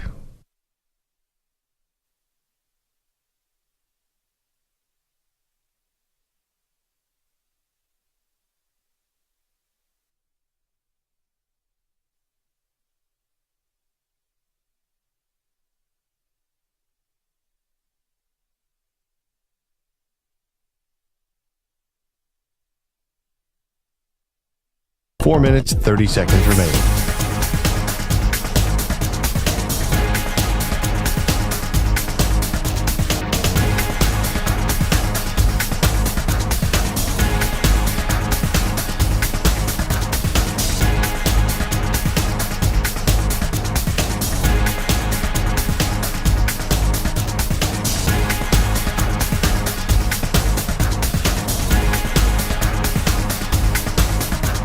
Four minutes remaining.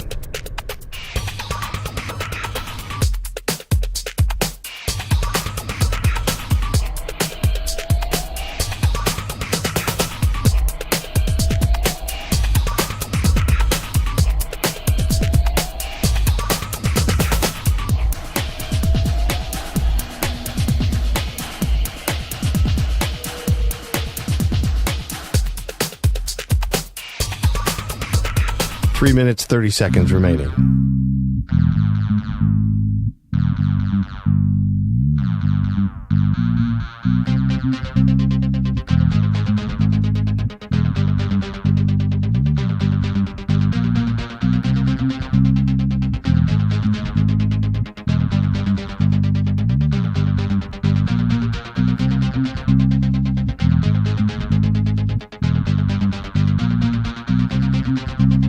3 minutes remaining.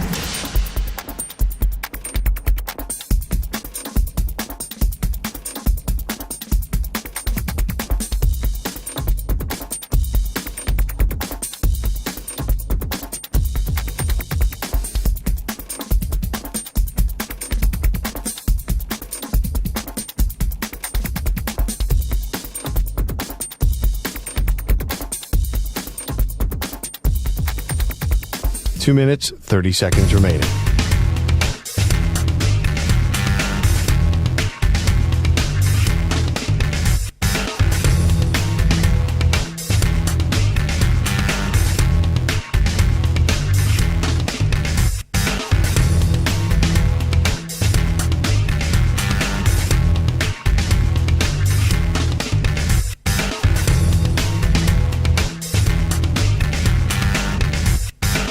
Two minutes remaining.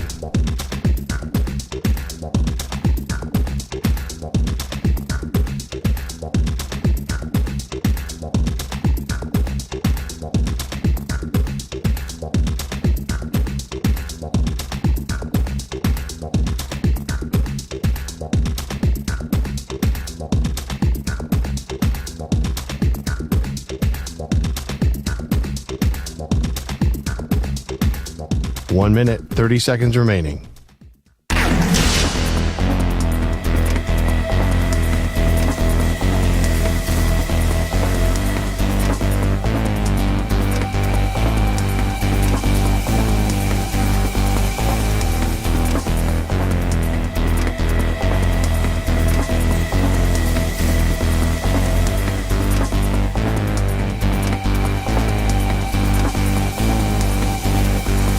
One minute remaining.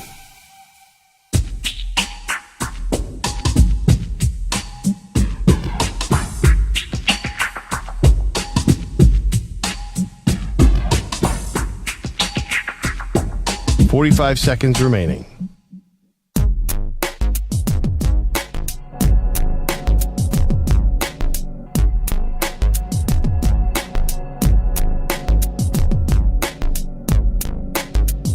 Thirty seconds remaining.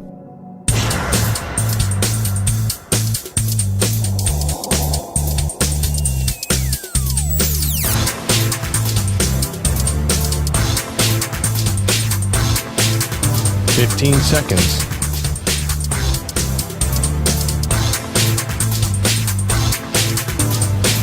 Break ends in 5 seconds.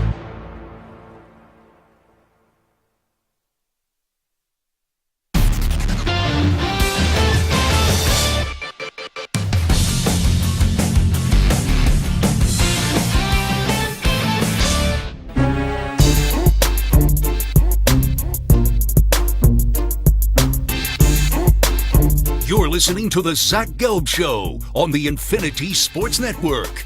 It's time to Ask the Pros, where you, the listener, gets to ask us a question, brought to you by O'Reilly Auto Parts. Simply tweet your question at INF Sportsnet or at Zach Gelb using the hashtag Ask the Pros. Be listening later in the show when we might answer your question. Think O'Reilly Auto Parts for all your car care needs. Get guaranteed low prices and excellent customer service from the professional parts people at O'Reilly Auto Parts. O'Reilly Auto Parts. It is Zach Gelb Show live from Atlanta for the national championship game tonight between the Ohio State Buckeyes and the Fighting Irish of Notre Dame. Stu, it's a big day for you because you are a Notre Dame fan, but for this segment, you wanted Ben Jansen, right? He was on your short list of people that could be coaching the Raiders. Did you fall for it? Because I know that you're always prepared with the Raiders to get let down and for them to just rip your heart out. But, you know, about a month ago, it was all right, Ben Jansen to the Bears. Then it picked up momentum about Ben Jansen going to the Jaguars. And then Tom Brady said, Antonio Pierce, you out of here. You're fired. Also, he said, Tom Telesco, you're fired. I sound like Donald Trump back in the day on The Apprentice. That's a timely reference for today. And a lot of people started to speculate that Brady was going to be able to ooh and ah and make Ben Jansen go to the Raiders because he could pick the GM even though they don't have a quarterback and they don't have a lot of talent on that team. From 0 to 100, how confident were you that Ben Jansen was going to say, yeah, it seems crazy, but I was going to go to the Raiders? I thought it was like a 30. I didn't necessarily buy it. Obviously, the Brady factor I thought would be something that would at least intrigue him. But, I mean, when you turn down the Commanders with the chance of coaching Jayden Daniels, and then at this point it would have been the Bears and the Jaguars with Williams and Lawrence, to a team that doesn't have a quarterback or a strong path to a quarterback. I know they could trade into the top 2 or 3 and draft one, but I don't know. I was always a little skeptical, so I wasn't all in like, oh, they're definitely getting Ben Jansen. So I guess this hurts a tiny bit less, if you will. So I took the cheese, no doubt about it on this one. I was the mouse in the trap, and I am now dead because I took the cheese, thinking that I was going to be able to get away with it. I thought Ben Jansen was going to go to the Raiders when we found out that Tom Brady got rid of Telesco, was making a big push for him because Ben Johnson's just such a wild card because of the Commanders thing. I read an article, a listener sent me this over the weekend, Stu. It was an article, I think in the Sporting News, that in the article it claimed from one reporter, I forget who it was, I'm just bringing this up in the moment, so I apologize in advance, that it was actually the Commanders who at the end of the day didn't want Ben Jansen because supposedly Ben Jansen wanted to stick with Sam Howell, is what I read. Oh, boy.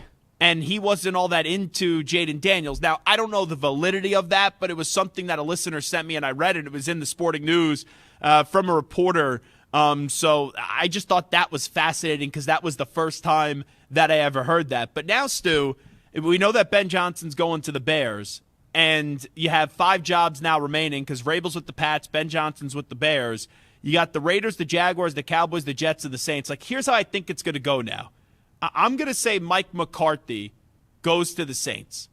It was really McCarthy, either the Bears or the Saints. Now the Bears are off the board, so I'm going to say Big Mike goes to the Saints. I'm going to say that the Jets get Aaron Glenn, and I thought that Aaron Glenn could have picked the Saints, but a lot more people keep on saying that if it's up to Aaron Glenn, he wants to be the next head coach of the Jets. You look at the Jaguars, I'm going to still believe it's a young, innovative offensive mind, Liam Cohen, the offensive coordinator of the Tampa Bay Buccaneers.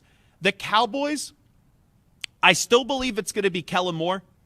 I'm not going to sit here and be as confident as I was last week about it, but with that being said, I do think that Jerry Jones wants a coach that he could control, and I believe Kellen Moore is that.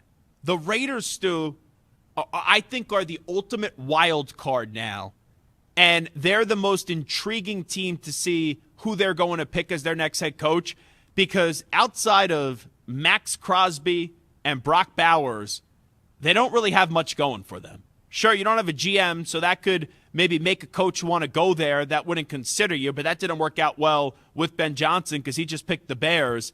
And I feel as if Brady's going to make a big splash, or he's going to try to make a big splash. Now, the first splash didn't work with Ben Johnson. They tried. That's all you could ask them to do. And I think Ben Johnson ended up making the right move going to the Bears instead of picking the Raiders.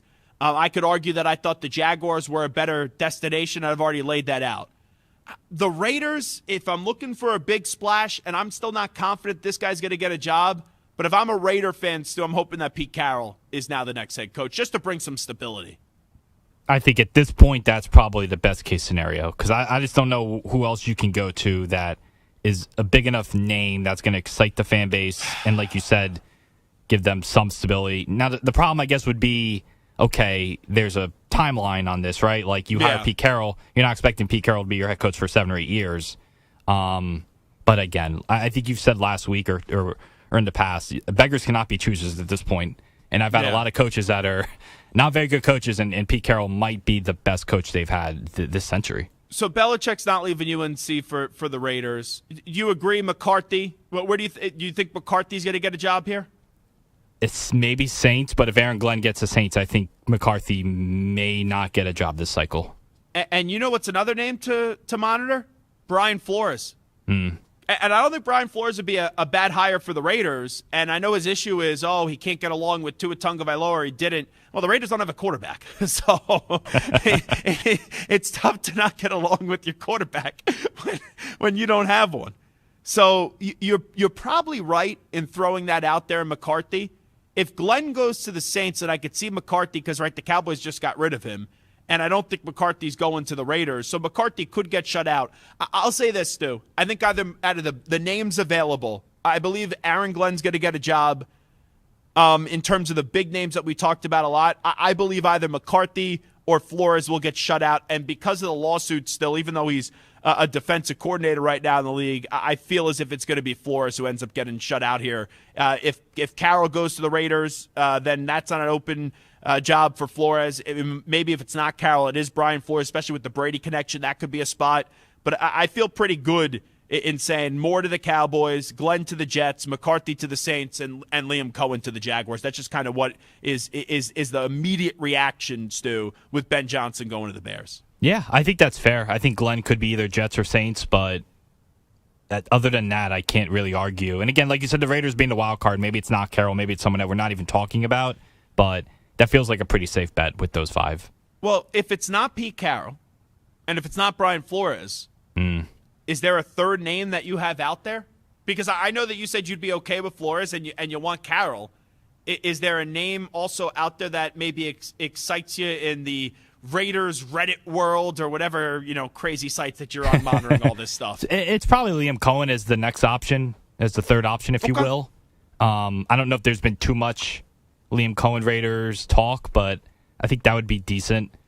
Well, then I guess you're hoping Robert Saleh surprises everybody and gets a job with the Jaguars. I saw that the Jaguars interviewed Robert Saleh. If the Jaguars hire Robert Saleh, that's one where they really do lose me. I just wouldn't understand that whatsoever. By the way, so I asked you about the Raiders. So, you're not getting your hopes up now that it is Pete Carroll, right? No, how could I? I'm just, I can't. I have no idea what they're doing. And you would be happy, though, if it's Flores. Yes, I would take Flores. So on a scale of 1 to 10, we'll do all of Stu's confidence meters here tonight. We just got your thoughts on the Raiders' job after losing out on Ben Johnson with him going to the Bears. Where are you at tonight with your Notre Dame Fighting Irish? I'm assuming you are not going to break the trend here. You're going to get the pizza and wings. Yep. And the wings from the same place. That's what we have to do here. But you're a ranch guy, right? I am. I think you got to try blue cheese tonight. Oh, I don't know if that's a good idea. I'm just saying, ranch is not a winning formula. You lose the national championship game tonight. It's because Stu was selfish and he dunked those wings in ranch while his girlfriend was the smart one in this relationship, and she's eating the blue cheese. Whoop-de. How about that? But what if I change it up and they lose? Then I'll be like, well, what if I stuck with the ranch? Well, that's why it's easy for me with the role that I'm in, that I could say, why did you listen to me? You should have stuck with the ranch, even though ranch is disgusting, if I'm just being honest. So I'm in a win-win situation here. I'm spite picking this game tonight. I'm just going to say it. I get one spite pick a year, and I know, right, people want your honest opinion. Yeah, I do think Ohio State's going to win the game, but even though I just said it, I'm not going to say it when I'm making a prediction. I'm going to trust the defense, the special teams of Notre Dame. Marcus Freeman, I trust him a whole lot more than Ryan Day. And I think the big key tonight is Riley Leonard. If Riley Leonard plays turnover-free football and Jeremiah Love could be healthier and maybe he breaks out a big run, I think Notre Dame, if this game is in the low 20s, high teens, that favors Notre Dame. But if this gets into the high 20s, and we know Ohio State has a really damn good defense, but they have so many offensive pieces as well, they have the ability to go score 28, 29, 30, 35 points in this game. We saw the way that they just dismantled Oregon. If this gets into that 27, 28 range, Stu, I do not then feel good about Notre Dame. If I'm a Notre Dame fan, you're hoping that they're keeping it 24 and below. If it's 24 and below, once again, I don't know if Notre Dame could score more than 24, but if it's in that realm where Ohio State could be in the low 20s, 23 and below, 24 and below, then I think Notre Dame has a chance tonight still. Yeah, I was thinking even 21 or lower because I just don't know. I don't trust, especially against this Ohio State defense, which has so much talent. I just don't see a way that they're going to get into a shootout and win this game. 23-20. That would be 23-17 if we get a score like that. I got to think Ohio State's scoring 2 touchdowns and at least 2 field goals. So if that's the case, right, that gets you to 20. So you got to then score, technically then you only got to score 21. But at 23-20, spike pick First, Zach Gelb Show, and the only spite pick of the year that I'm allowed to use. One spite pick a year. I'm taking Notre Dame. I just like Marcus Freeman a lot more than Ryan Day, and Ryan Day annoys me. And Lou Holtz, start running your mouth more. We need Lou Holtz to start running his mouth more and just get into the cabeza of one Ryan Day. But whoever wins his national championship, it's a tremendous story of resilience from where Ohio State was at the end of November and then where Notre Dame was back in week 2 where they did lose to Northern Illinois. Real quickly, Chiefs and Eagles. You know, usually when we're talking about Chiefs and Eagles, you're thinking Saquon Barkley. You're thinking Patrick Mahomes, right? And, hey, right, Saquon Barkley was wonderful yesterday. And Patrick Mahomes, we know that connection so special with Travis Kelce in the postseason.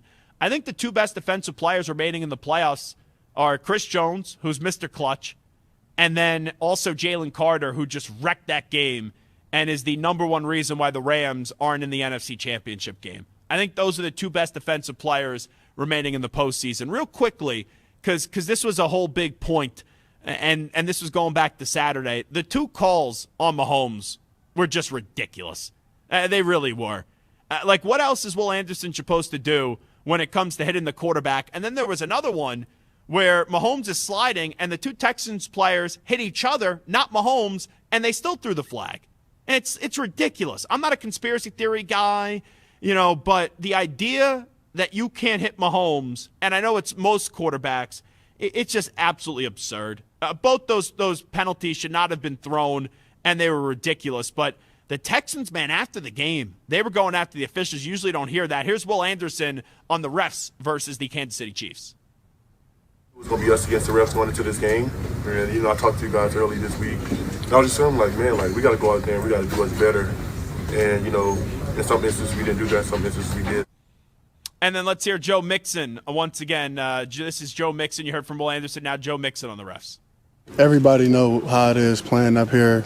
You can never leave it into the refs' hands. But I mean, the whole world see, man, like what it is, bro. But it is what it is.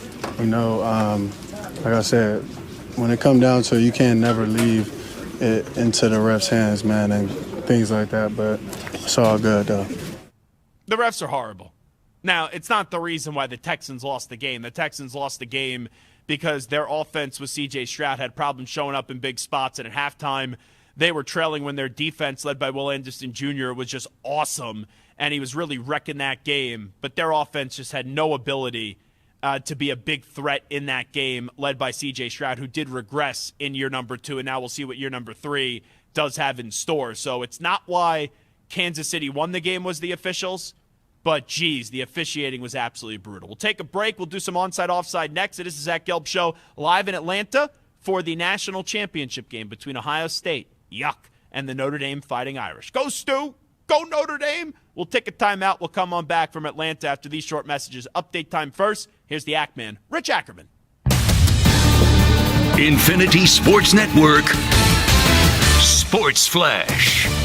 Well, the second coaching hire this cycle has occurred with the Bears reportedly set to name Lions assistant Ben Jansen as their new head coach. The highly regarded offensive coordinator will be charged with turning Caleb Williams into the franchise quarterback they envisions, selecting him with the top pick in the draft last year. The Colts reportedly naming Lou Anarumo their new defensive coordinator, while college football's longest season comes to an end tonight with two of the sport's major powers battling for the national championship as Ohio State meets Notre Dame. The Buckeyes looking for their first title in 10 years. They would be the first champion with 2 losses should they win. Notre Dame hasn't won a national title since 1988.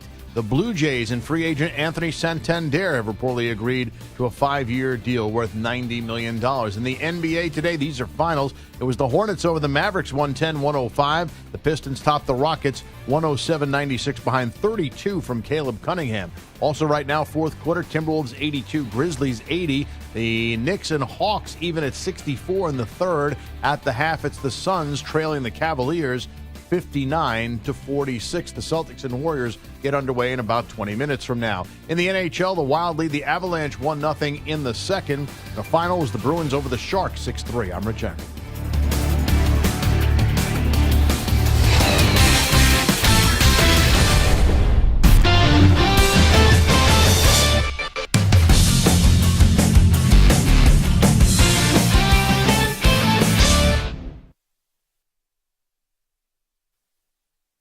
You're in a 5-minute break.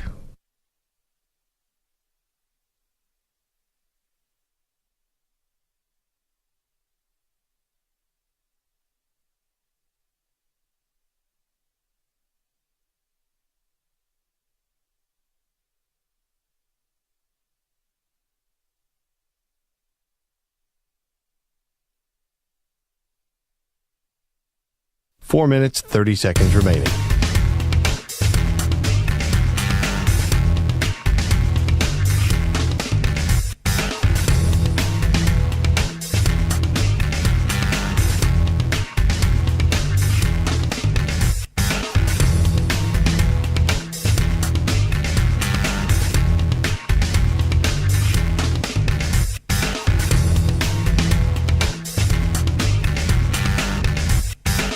Four minutes remaining.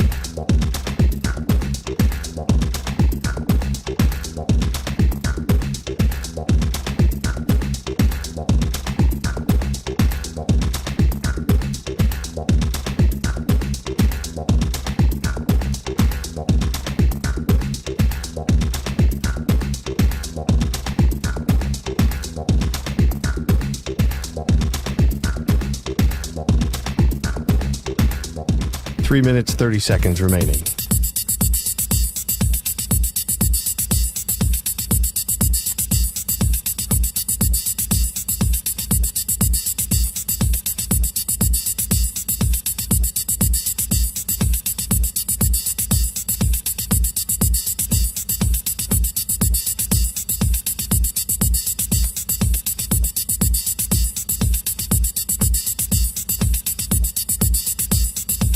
Three minutes remaining.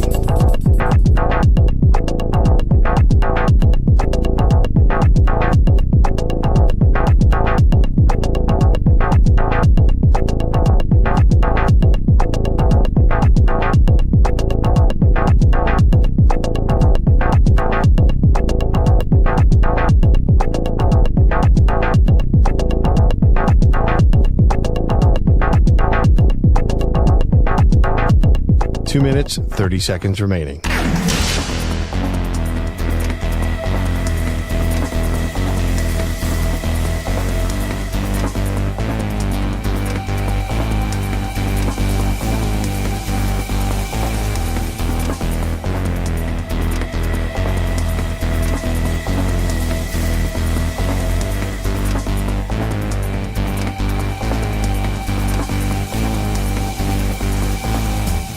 Two minutes remaining.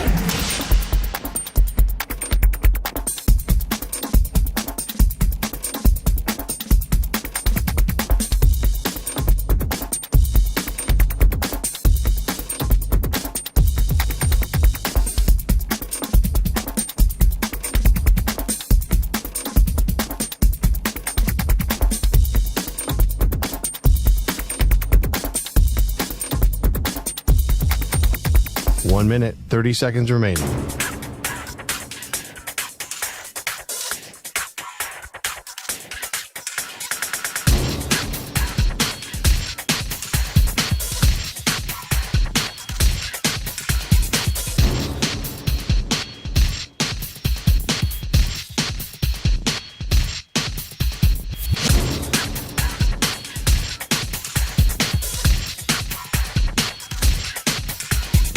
One minute remaining.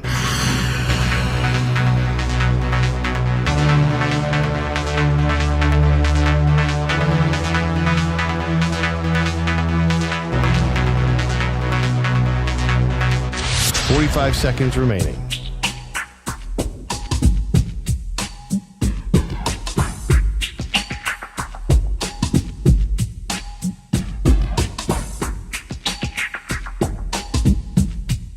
Thirty seconds remaining.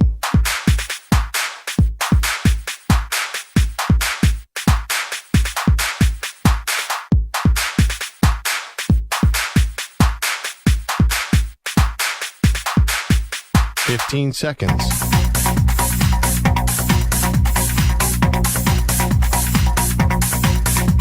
Break ends in 5 seconds.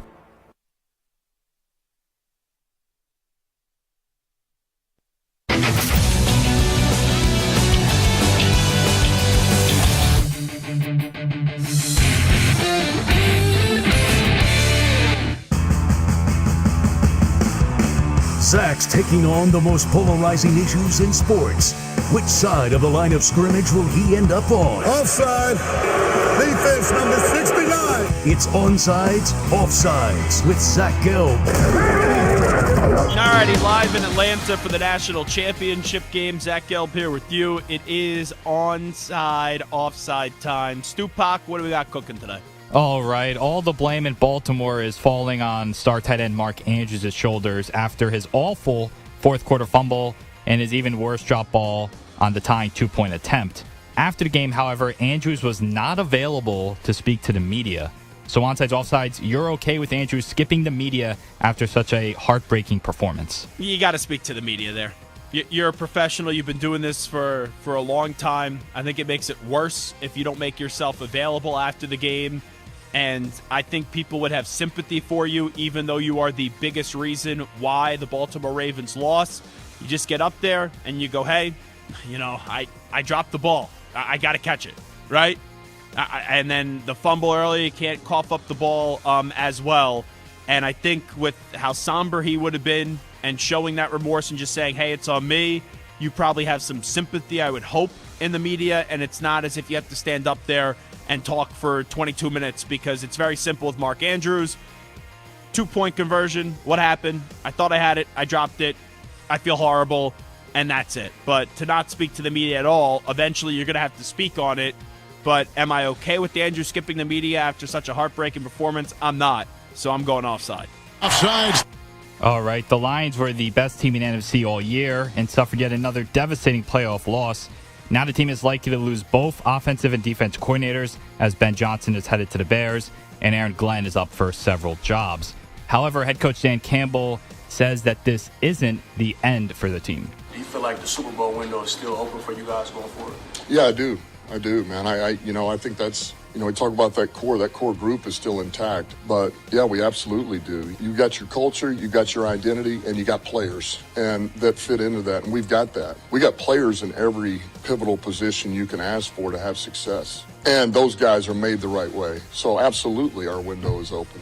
So onsides, offsides, the Lions Super Bowl window is closed. So Stu, if I say yes to this question and say the Lions Super Bowl window is closed, I'm going to put you on the spot here. Okay. Who are the three teams out in the NFC that you believe in the most? I would say Eagles for one. I guess now we have to put the Commanders in that conversation. And then I guess the Packers would be my third. And that's the thing. You go through this. Are the Buccaneers in the NFC South, Falcons, Panthers, Saints anywhere close to winning a Super Bowl? No. In the NFC North, are the Bears just because they got Ben Johnson? No. Green Bay was 11-6. They were a fraudulent 11-6 this year. The Vikings, they were 14-3. We'll see who their quarterback's going to be. You go in the NFC West, maybe the 49ers could bounce back. But am I believing in Brock Purdy big time? No. The Cardinals, I don't believe in. The Seahawks, if they could get a better quarterback, maybe. And the Rams, will see if Matthew Stafford comes back. Giants are a mess. Cowboys are a mess. And then you get through the rest. It's like, okay, yeah, the Commanders are wonderful, but we thought the Texans would take the next step this year, and they weren't able to do so. And the Eagles should be good for a while. So I think it's crazy to say today that the Lions Super Bowl window is closed. Now, you will have people that will be skeptical of that moving forward. They have another big regular season. It's like, all right, show it to me in the postseason. But this idea that this team can't get back to the divisional round next year and be victorious and get to an NFC championship game a year from now and then eventually a Super Bowl, I think that is way too premature. So the Lions Super Bowl window is closed. I disagree with that. I go offside. Offside. All right, before hiring Ben Johnson, the Bears reportedly reached out to the Steelers about a possible trade for Mike Tomlin. However, the Steelers reportedly rebuffed the inquiry and discussions never even reached Tomlin. Now, if you remember, Tomlin and the Steelers agreed on a 3-year, $50 million extension in June that will keep him in Pittsburgh until 2027. Onsides, offsides, Tomlin will be the Steelers' coach at least until 2027. If I was running the team and he has a contract, like you said, through 2027, I would say forget about the 3 years. You got 2 years to either find your next franchise quarterback or get me one playoff win. If you can't do that in 2025 or 2026, I'm firing you by 2027.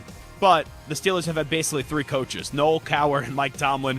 I don't think they have any inclination to move on from Mike Tomlin anytime soon. So Tomlin will be the Steelers coach at least until 2027. I still think so because it doesn't even feel as if the Steelers are contemplating moving off of him. Fans may be different, but the organization not so much. So, yes, he'll be the coach until at least 2027 on sides. All right, speaking of coaching extensions, Texas gave Steve Sarkisian one more year to his previous 6-year deal, which includes a significant raise that'll keep him in Austin through 2031. Now, Sark had reportedly turned down at least 2 NFL interview requests and turns his attention now to coaching Arch Manning in 2025. Onside offside, Sark will remain with Texas for the next 7 years. Yeah, I'm going offside on this one, and here's why. Being an NFL head coach right now is easier than a college coach. So if Arch Manning is successful, you will then still have those job interviews. I never thought Sark was leaving until he got to coach Arch Manning for a full season. However, if Arch Manning isn't successful, even though you just won the Big 12 and then you were just in the SEC championship game, well, if you don't capitalize with Arch, then people could start to think that maybe you aren't the right guy, even though you've done a really good job at Texas so far. So I think whether it's good or bad in terms of his reasoning, I could see him ultimately going to the NFL or going somewhere else in college if it went down the bad route and he had to go somewhere else. But I think NFL is probably most likely after Arch ends up being a star. So Sark will remain with Texas for the next 7 years. I am going offside. Offside. All right, last one here. The ACC got 2 teams in the college football playoffs thanks to Clemson's win over SMU in the title game. Now the conference is reportedly considering a tweak to their title game after SMU had to sweat it out to see if they made the playoff following their loss. One proposal would give the regular season champ a bye and have the second and third place teams battle it out in the title game, thus avoiding the chance the best team misses the playoffs if they lose the game. Another proposal would create a 14 playoff with the winner winning the conference. So onsides, offsides, you don't like either of these proposals. Yeah, because that's just like I'm supposed to then view that team as the actual conference champion when the top team just got a bye, and then the highest ranked conference champion gets a spot in the playoff unless they find a way to change that rule. That's stupid to me. You know, it's just stupid. I don't like that whatsoever. So you don't like either of these proposals? Yeah. I think this was actually the easiest onside offside question I've ever had to answer. It is easily onside. Think about that. The ACC is trying to be like, all right, we're one of the Power 4 conferences, which you are. But you're admitting that there's a separation with the Big 10 and the SEC compared to the ACC and the Big 12, which there is. But now the idea, and that's the first time I heard it, the regular season champ will get a bye and have the second and third teams battle out of the title game, thus avoiding the chances the best team misses the playoff if they lose the game. What are we doing? Another proposal would be to create a 4-team playoff with the winner winning the conference. Stop. Yeah, the regular season's long enough. First and 2 play in the championship game, and if you get 2 teams in, great. If you don't, sorry, you out of luck. Tough luck. Deal with it. All righty, we're coming on back. We're getting back into the divisional round weekend reaction. We return live from Atlanta. It is the Zach Gelb Show.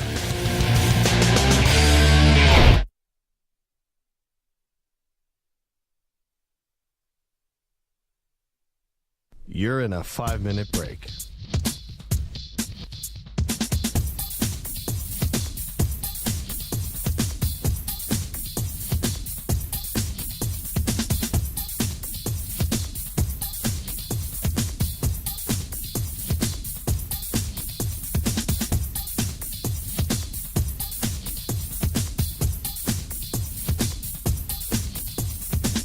Four minutes, 30 seconds remaining.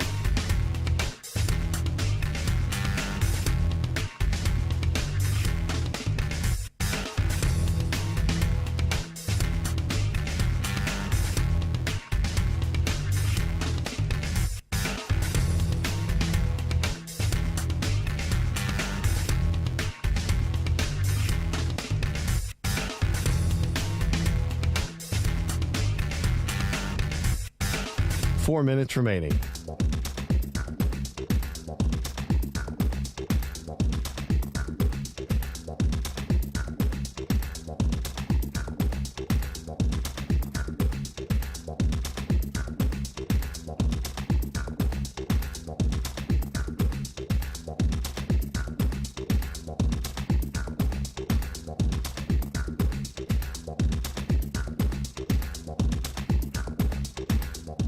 Three minutes, 30 seconds remaining.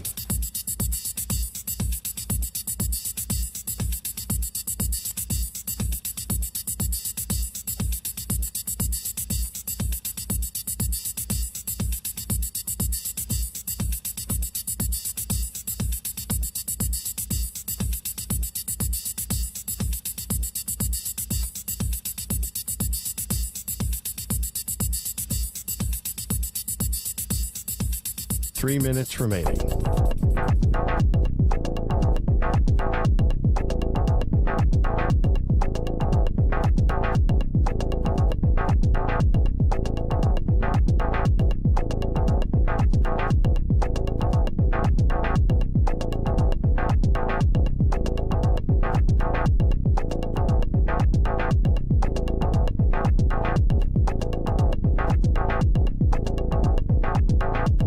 Two minutes, 30 seconds remaining.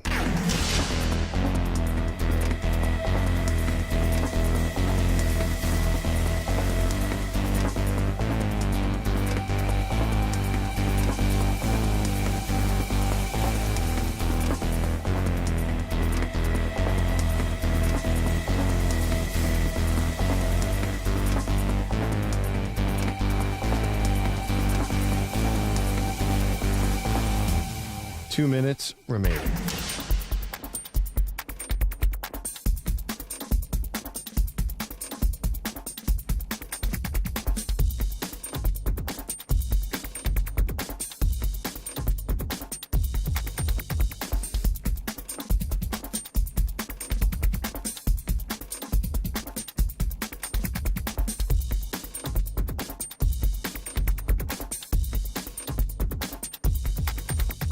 One minute, 30 seconds remaining.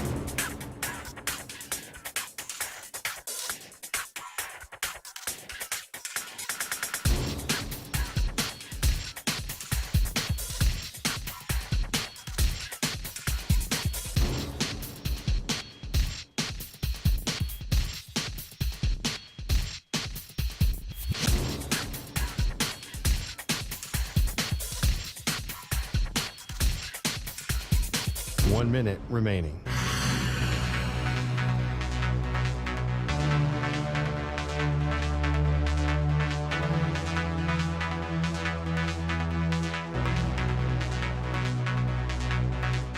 Forty-five seconds remaining.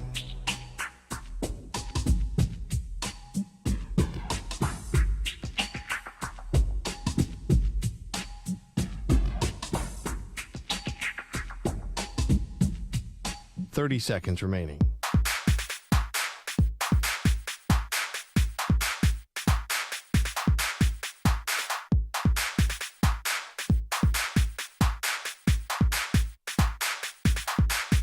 Fifteen seconds.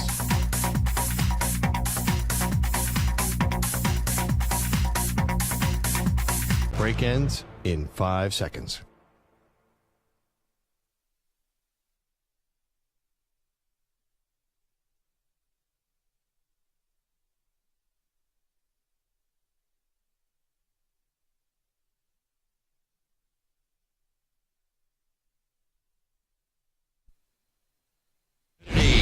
And beyond. He's live. He's nationwide. This is the Zach Gelb Show.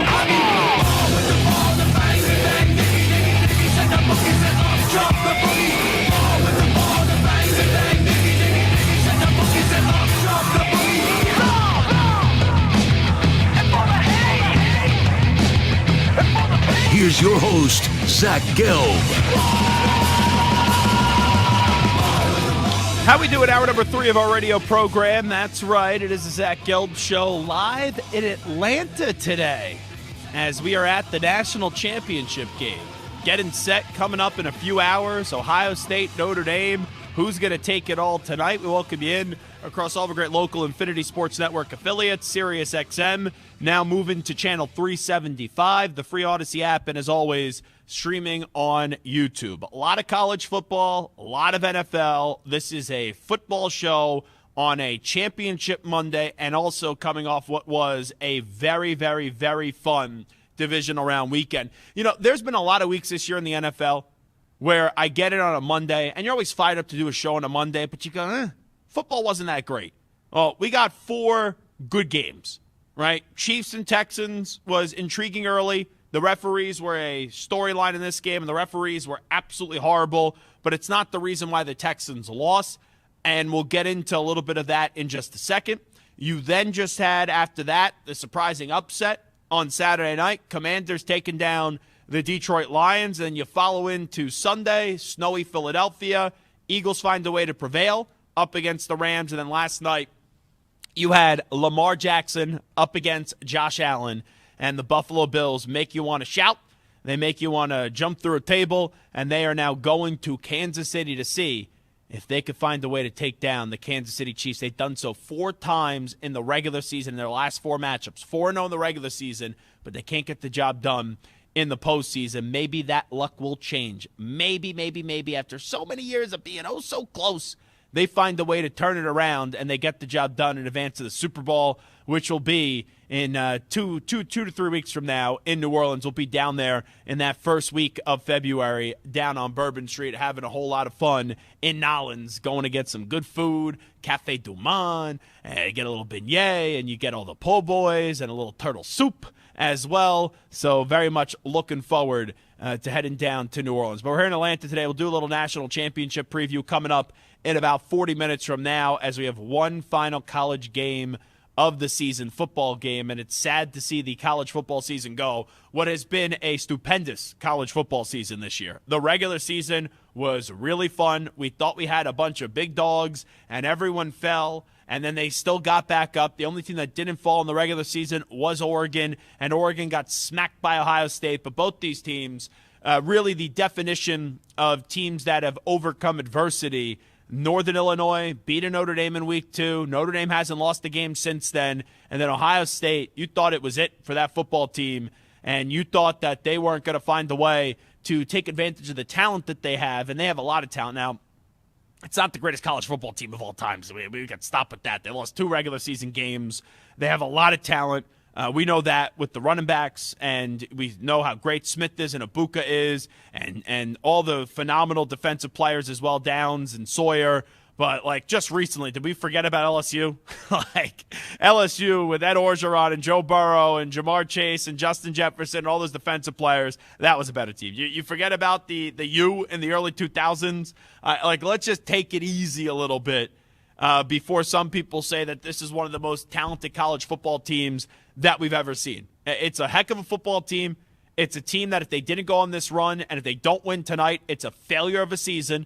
It's a squad where we go untapped potential, and they didn't reach their potential if they don't win the championship tonight.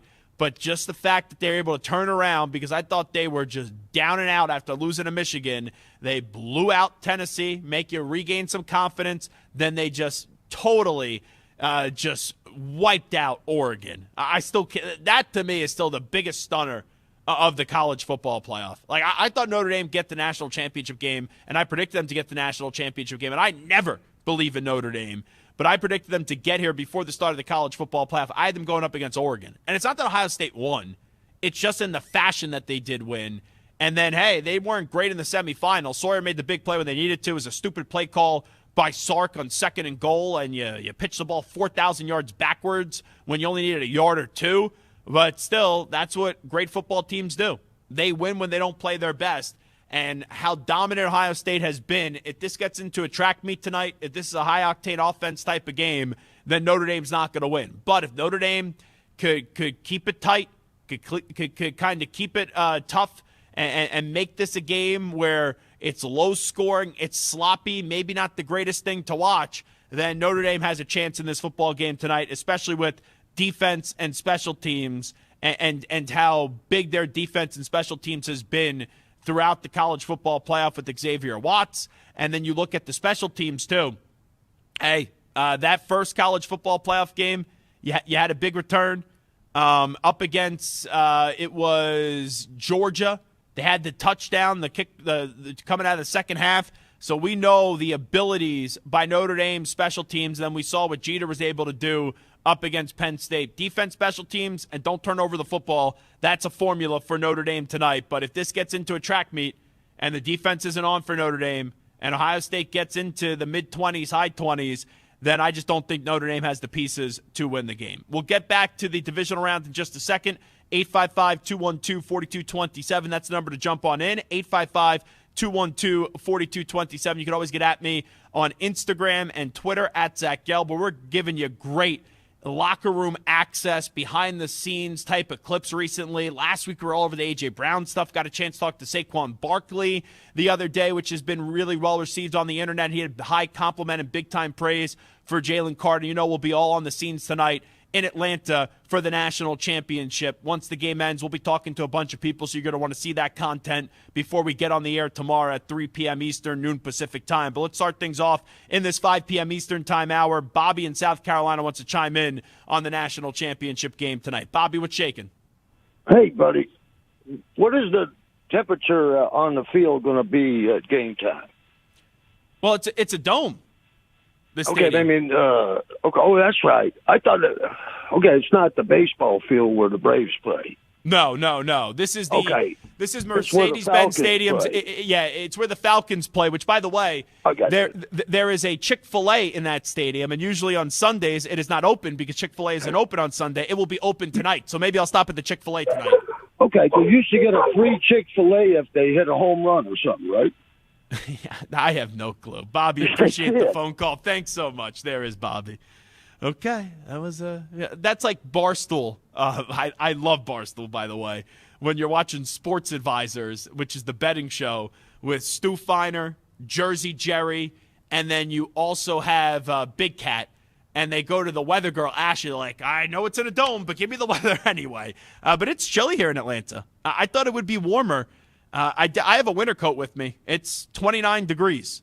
And 29 degrees right in New York City isn't always like frigid temperatures, right? Because we've seen it a lot worse. 29 degrees in Atlanta, yeah, it's brick, as the kids would say. Anyway, let's get back to the divisional round. So when we get to the divisional round, when we go into the disappointment from the four losers, who do you blame the most for the loss? Lions, easy peasy. It's Jared Goff. You get paid like a franchise quarterback. There's a perception about you that you are a good quarterback, not a great quarterback, but now you're paid great quarterback money. You can't be fumbling the football, and you can't have not one, not two, but three interceptions. And I go back to that game, and I said this to John Jansen, who joined us earlier. I thought the biggest moment in that game, and this was the moment when I said, wow, the Commanders are going to do this. It's a 10-point game right before half. You are getting the ball back, the Commanders, to start the half. But the Lions have the ball, and they are moving down the field. They're down 10. You get a field goal, it goes down to 7. You get a touchdown, it goes down to 3. Mikey Sanderstill made an enormous interception, and it was the first interception he had in the game. He ended up having 2. Jared Goff can't throw a pick there. You have to get points, because if you get a field goal, it goes down to 7. You make a stop coming out of half, and then you get a touchdown, tie game, which is what you did. If you got a touchdown on that drive, right, that would make it to 3. You get a stop coming out of half. You either get a field goal or a touchdown, which you did. If you get the touchdown, then you take the lead. Even with how up and down that first half was, not getting points at the end of that first half was massive. Jared Goff was absolutely abysmal in the game, and that was the Sean McVay Jared Goff on why Sean McVay said, okay, we'll get Matthew Stafford, and we'll bring Matthew Stafford to L.A. We'll give you 2 first-round picks and Jared Goff because he's good. We could get far with Jared Goff, but you're not going to win the ultimate prize. And until Jared Goff, and if he ever does, is hoisted a Lombardi trophy, I don't care what he does in the regular season next year, right?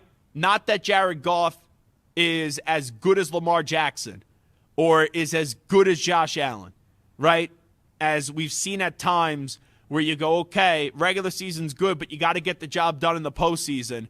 Until Goff gets the job done in the postseason and is in a Super Bowl again and winning a Super Bowl, you're going to think of 13-3 Jared Goff, Rams-Patriots Super Bowl. You're going to think of Jared Goff with the number 1 overall seed home. You're up against the Lions. It's not like you lost to the Eagles, right? You're up against the Commanders, excuse me. It's not as if you lost to the Eagles the following week or Stafford comes back and stuns you, right? You lost to a rookie quarterback who is a star, who is a sensation, who is already a top 5 quarterback in my estimation in the NFL. But Jared Goff looked like a rookie. That's what Jared Goff looked like. 3 interceptions and a fumble. He's the biggest reason why the Lions lost the game. Ravens, you could tell me you didn't like how John Harbaugh coached the game. You thought he went for it too early for 2 when he's down by 2 in the third quarter. You could tell me, hey, him and Monken didn't run the ball enough with Henry and Lamar Jackson, only 22 total carries between the two. You could tell me, hey, Lamar Jackson, interception, Lamar Jackson, fumble. All that stuff is true, right? There is blame to go around for John Harbaugh and also for Lamar Jackson. But if I'm saying who is the biggest reason and the biggest person that you look to and you play the blame game and it's like, oh, point the fingers at, it's not even close, folks. Even with all the miscues and maybe some of the mistakes that you thought Harbaugh and Jackson made, Lamar Jackson as the quarterback, John Harbaugh as the coach, they had that team get the ball in the end zone late. About minute 33 left, I think it was. They scored the touchdown. And you could say, oh, maybe run the ball there. Monken should have run the ball with either Henry or Jackson on the 2-point conversion. You throw the ball to Mark Andrews. And Mark Andrews, the ball hits him right in the breadbasket, right in the hands. And he dropped it. You're not going to win the game necessarily there. You tie it. Your defense could still allow the Bills to march right down the field, get a touchdown or a field goal. Right? We'll see if Bass can make the kick if it was a field goal. I know he had a 50-something yard early in the game. But if you want to say, hey, Lamar's the biggest reason why they lost, or John Harbaugh's the biggest reason why they lost, you don't watch the game. It's Mark Andrews. Because Mark Andrews made a mistake earlier in the game in the fourth quarter. Down by 5, they're driving, he catches the ball. You think he's going to run, and he fumbles the ball. But they survived that. What you can't survive is after you've made multiple mistakes in the game from Mark Andrews, Lamar Jackson, and John Harbaugh, is when you are a 2-point conversion, successful attempt away from tying the game. Lamar Jackson throws the ball. It goes to Mark Andrews. Mark Andrews has to catch that ball. Mark Andrews probably catches that ball 9.999999 times out of 10. He did it in that spot. And he's the biggest reason why they lost. The Rams, this one's difficult. And I'm not someone that's like, oh, it's the weather. I think the biggest moment in that game, so the Rams got a safety on what was one of the dumbest play calls I've ever seen by Kellen Moore, where I would have ran the ball with Saquon Barkley. 1st and 10, Saquon goes up the middle, you get 4. So you're 2nd and 6. Jalen Hurts has a bum leg, and I couldn't believe that they dropped him back there. I would have ran it again with Barkley, so that was a dumb play call. But also, when you snap the ball at the 8, how do you take a safety there? So, like, yeah, I could say it's a dumb play call. Also, Jalen Hurts, how do you take a safety there? So, after that, it's 16-15 Philadelphia. Rams get the ball back because it's a safety. And on 1st and 10, Kyren Williams gets 8 yards. And then on 2nd and 2, Stafford goes to hand the ball off to Kyren Williams, and he fumbles the ball. You know, Jalen Carter made a great play on it, but it was a fumble. That, to me, is a moment where Kyren Williams got to hold on to that ball.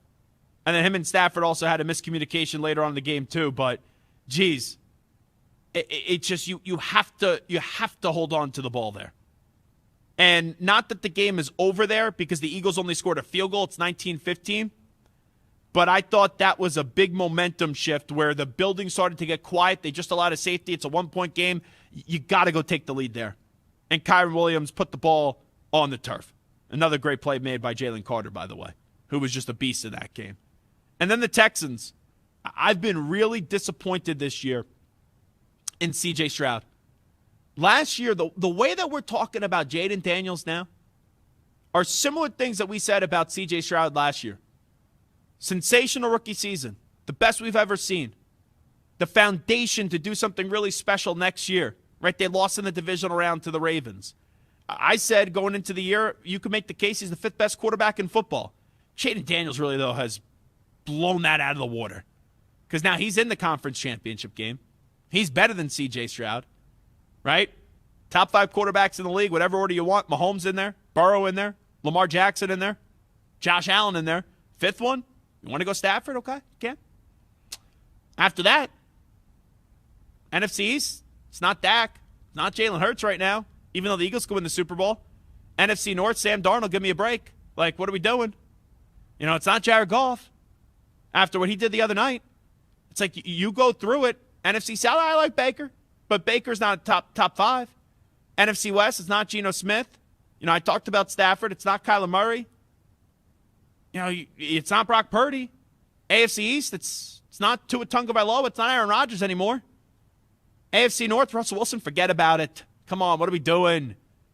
So you go through it, and you go through all these AFC South, not C.J. Stroud after this year, not Trevor Lawrence. It's not Justin Herbert, missed 4 interceptions in the playoff game. It's not Bo Nix, who had a good rookie season. Jayden Daniels, top 5 quarterback in the league right now. But you look at why the Texans lost this game, the Texans defense probably did everything they could, if we're being honest. And the Texans offense, when that game was there for the taking in the first half, just could do nothing. With how great your defense played, you can't go into the half only having 2 field goals. 13-6. And they got 2 points at the end of the game because it was a safety anyway, where the Chiefs just ran out of the back of the end zone. So you had 1 touchdown drive, and it was by Joe Mixon. The numbers on C.J. Stroud in that one, 19-28, 245 yards passing, no touchdowns, no interceptions. Stroud did have 6 rushing attempts for 42 yards, so he was a little bit more mobile than normal. That's just not championship football. That's not okay. That's a performance that you walk into Kansas City, you shut everybody up, and you punch a ticket to the AFC Championship game. So I look at the 4 players from the 4 losers from Division Round weekend. Lions, biggest reason they lost Jared Goff. Ravens, Mark Andrews. Rams, it was tough. I go Kyron Williams. And the Texans end up going C.J. Stroud. What say you? 855-212-4227,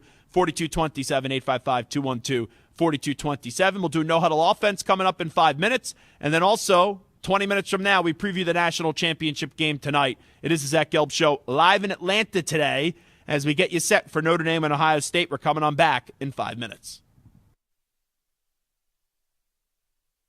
You're in a 5-minute break.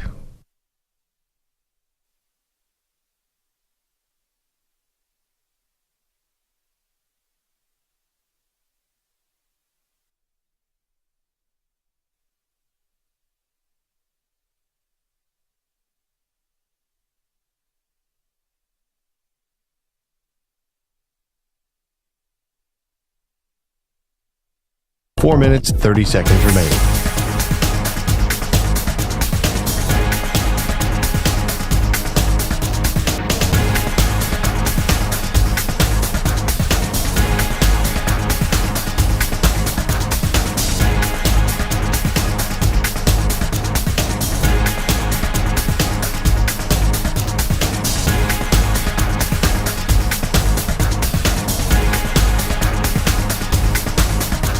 Four minutes remaining.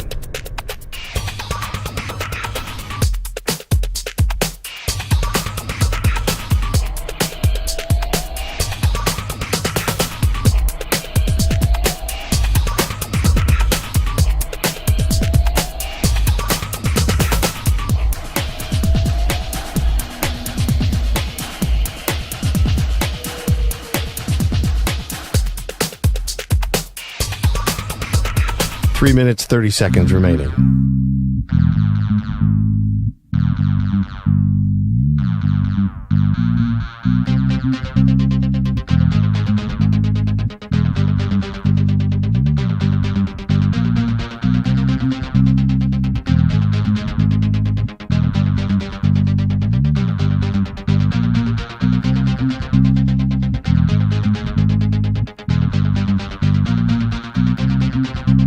Three minutes remaining.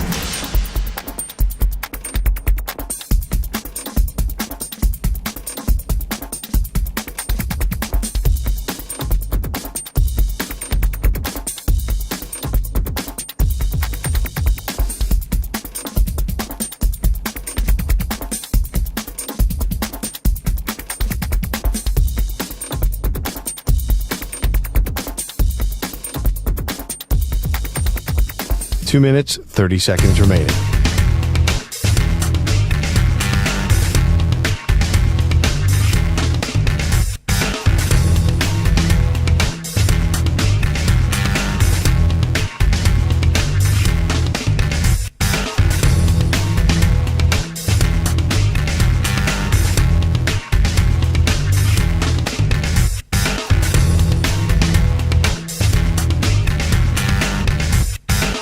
2 minutes remaining.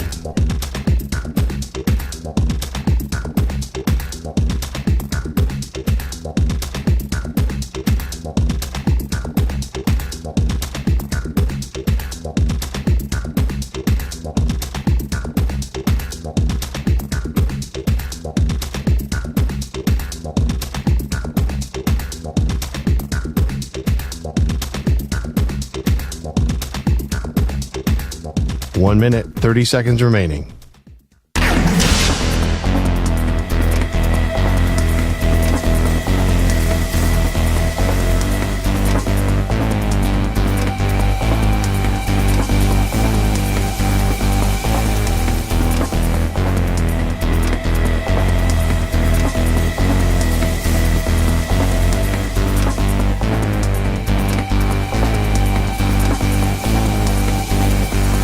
One minute remaining.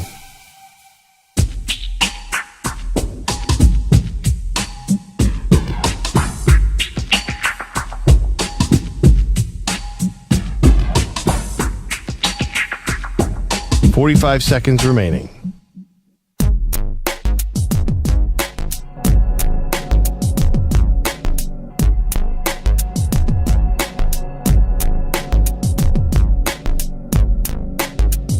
.30 seconds remaining.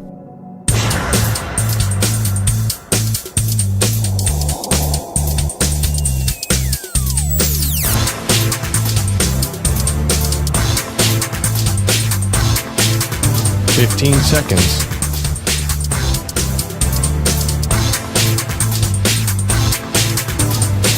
Break ends in 5 seconds.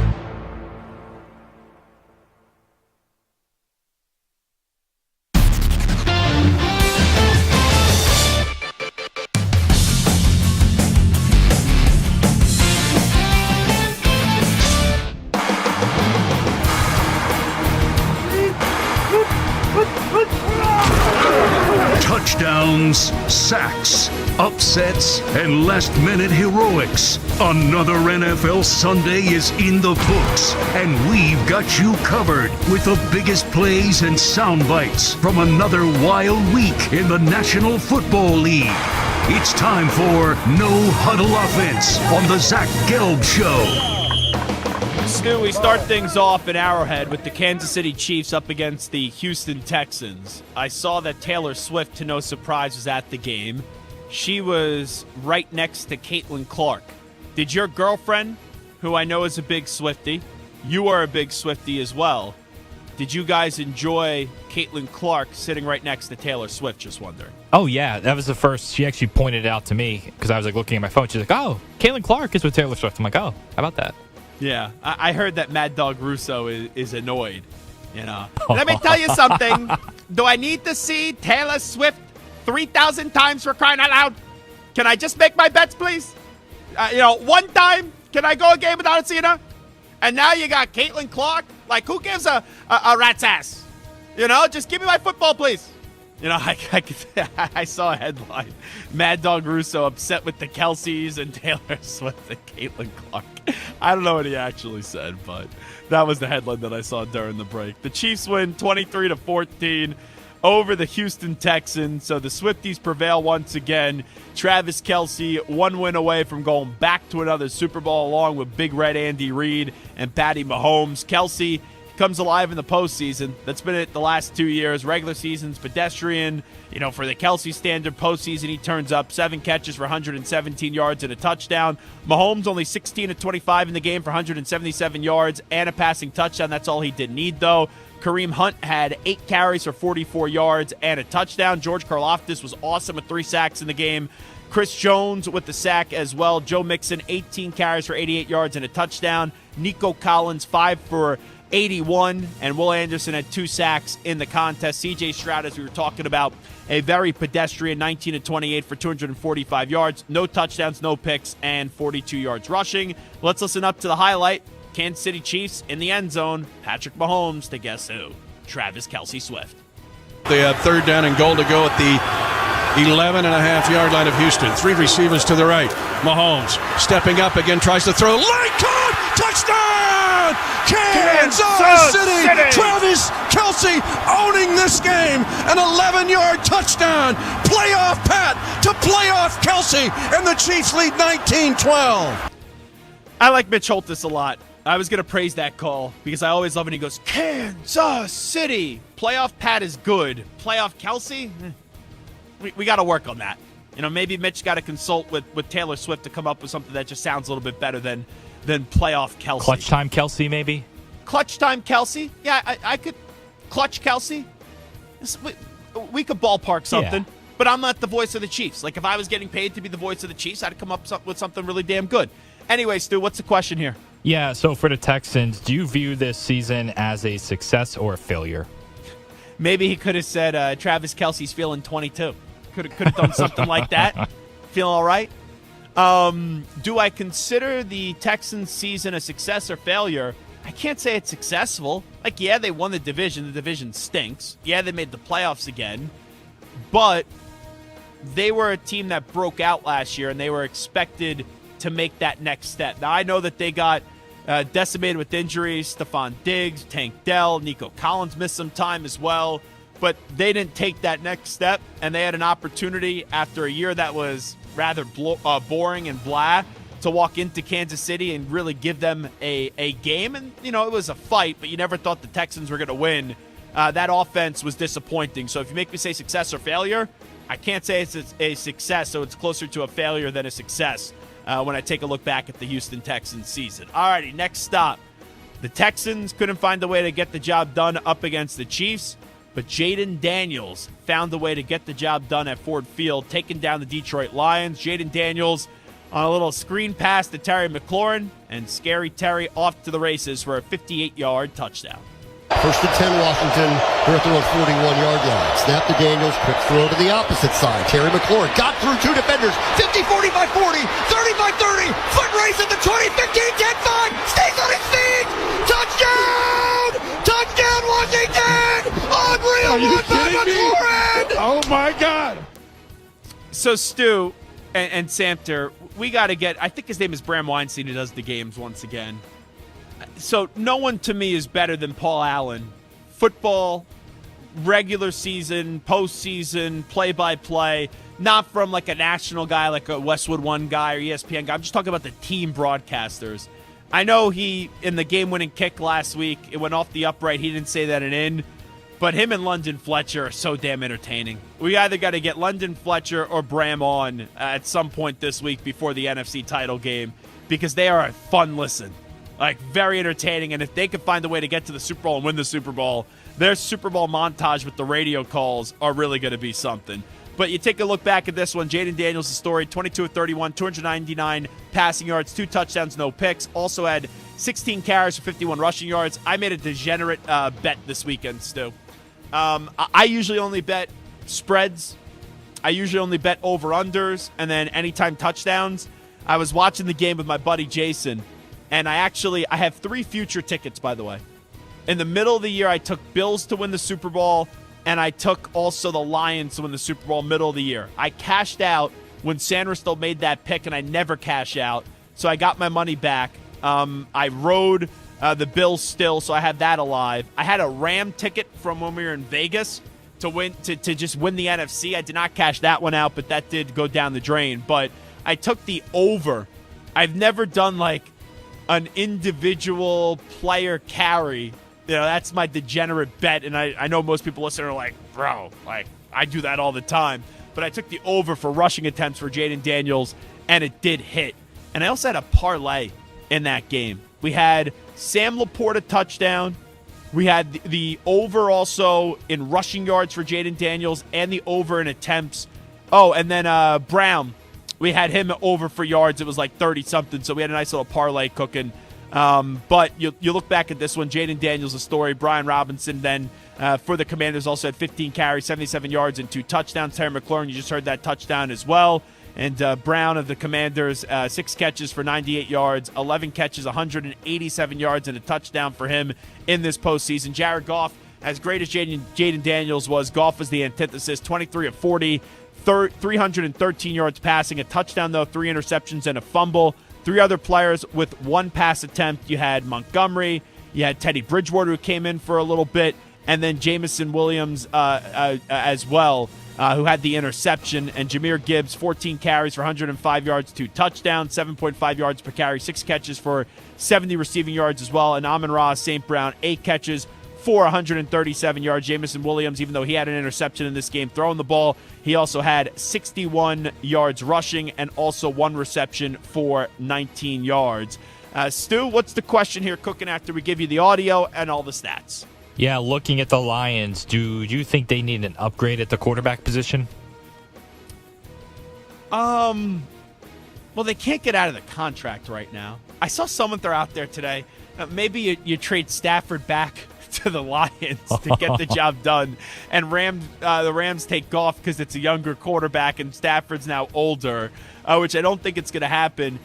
Yeah, they could do better at the quarterback position, but Goff is going nowhere because of the contract. He's good, but until he gets the job done and wins the Super Bowl, people are going to look back at 13-3 up against the Patriots, and then they're going to look at this catastrophe that occurred, if you're a fan of the Lions, up against the Commanders. It's the cardiac Commanders. The Lions are now like the catastrophe Commanders when they look at them right now. Jeez, that was just absolutely brutal. All righty, let's keep it moving. We go to a game I was at, snowy Philadelphia. This was a really fun game to watch between the Rams and the Eagles. Just when you thought the Eagles were pulling away, the Rams then end up almost snatching victory from the jaws of defeat. But when Saquon Barkley had this rushing touchdown, 78 yards, his second rushing touchdown of the day, you thought the game was over as Philadelphia was up 28-15. Hurts in the gun on first down. He goes to Barkley. He breaks a tackle. He's on his way. Here he goes. He's at the 40, 30, 20, 15, 10, 5. Touchdown! Saquon Barkley, 78 yards. That'll lock it up. Touchdown, Saquon Barkley, powered by PNC for the Achiever New 94 WIP. Merrill Reese with the call, the legendary Merrill Reese. Saquon had a 62-yard rushing touchdown, which I asked him after the game. He looked back at Jared Verse, who Jared Verse had a really good game, but before the game he was calling out the Eagles fans. And that was a fun part of this game because the Eagles fans were going back at him. He was going back at the Eagles fans. And Saquon tried to say that he didn't say anything to him, but the refs later talked to him. So I think that was Saquon just not wanting to admit that he said something to Jared Verse. But Saquon had a 62-yard rushing touchdown, a 78-yard rushing touchdown. Now, the Rams go right down the field. Colby Parkinson got in the end zone, made it 28-22. Eagles then quickly give the ball back to the Rams. The Rams are moving the ball, and then third down, as they were inside the 15-yard line, you had a big-time play by Jalen Carter, who was just awesome. And he was the difference maker in this one. He was the best player on the field yesterday, and that's even including Saquon Barkley. The Eagles do not win that game if it's not for Jalen Carter. Some stats from this one: Matthew Stafford, in what could be his final game, 324 yards, 2 touchdowns, no interceptions. Kyron Williams, 106 rushing yards, had a big fumble in this one right after the Rams were able to get a safety on the Eagles, a 1-point game, and he coughed up the football. Puka Nacua, 6 for 97, Kupp, 5 for 61. Rams, they had 7 sacks in this one. Jared Verse had 2. Braden Fisk, friend of the show, left the game with a knee injury. He had 1. And Jalen Hurts, his numbers could have been better. 15-20, 128 passing yards, 70 rushing yards, and a touchdown. I think some of the criticism of him is overblown. Yeah, could he be better throwing the football? He also probably should have had another 40 yards if A.J. Brown could just catch the ball and that passing touchdown, too, because that would have been one. Saquon, though, the big part of the Eagles' offense, 26 carries for 205 yards and 2 touchdowns. Devontae Smith, only 4 catches for 21 yards. A.J. Brown, 2 catches for 14, but did drop a touchdown. And like we said, the story of this game, Jalen Carter forcing a fumble, also finding a way to have 2 sacks in the contest. All righty, Stu, what's the question here? All right, looking at the Rams and Matthew Stafford, what do you think the Rams should do at quarterback this offseason? Well, if you have it, could we actually play Matthew Stafford after the game talking to reporters? Just let me know when you got it. Matthew Stafford, okay, Stu, he's always on top of it. He has it ready to go. Here's Matthew Stafford talking about his future. Anytime you come up short, it's even tougher, and so that's difficult. But so proud to be associated with this group, and as far as my future goes, it's 30 minutes after the last game, so I'll take some time to think about it. But I feel like I was playing some pretty good ball. Now, there was some chatter before the game that could be his last game if they lost. Maybe the Rams move off of him. Maybe he retires. Stafford could still sling it. I know he won a Super Bowl. You're playing for the Hall of Fame. I tend to think he'll eventually get in. It seems like the Rams should bring him back, and he should want to come back as well. So that's what I think is going to happen. I would continue to rock and roll with Matthew Stafford at the quarterback position. And then finally, the most anticipated game of the weekend. Bills win 27-25, and we start off the highlight with the Mark Andrews drop 2-point conversion that would have tied up the game. Let's listen up. Jackson will run to his right. He looks, he throws. It is dropped! It is dropped!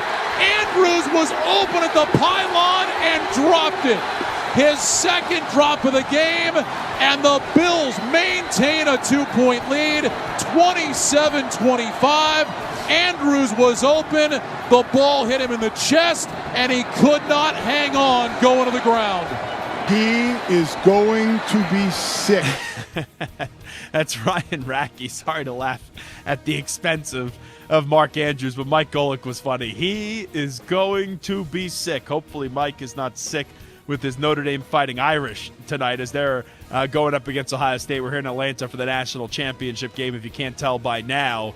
I would love to hear the Ravens radio call of that, honestly, because that, to me, would be the fun part. The Bills, you get euphoria, but I just want to hear just the misery of the Ravens broadcast, because you can't believe that. Even with all the mistakes that they made, Lamar, interception, fumble, John Harbaugh saying, okay, didn't run the ball enough with Henry and Lamar, on Todd Monken too. Even the Mark Andrews fumble earlier in the fourth quarter when they were up by 5 and down by 5 and driving, to drop that 2-point conversion. You don't necessarily win the game because there's still a minute 33 left, but the fact that you don't catch that to extend the game is just absolutely brutal, and you're trying to recover an onside kick, but it's so tough to do. Well, look at these guys behind the scenes today. Samter and Stu, not that they don't always work hard, but they're really working hard today.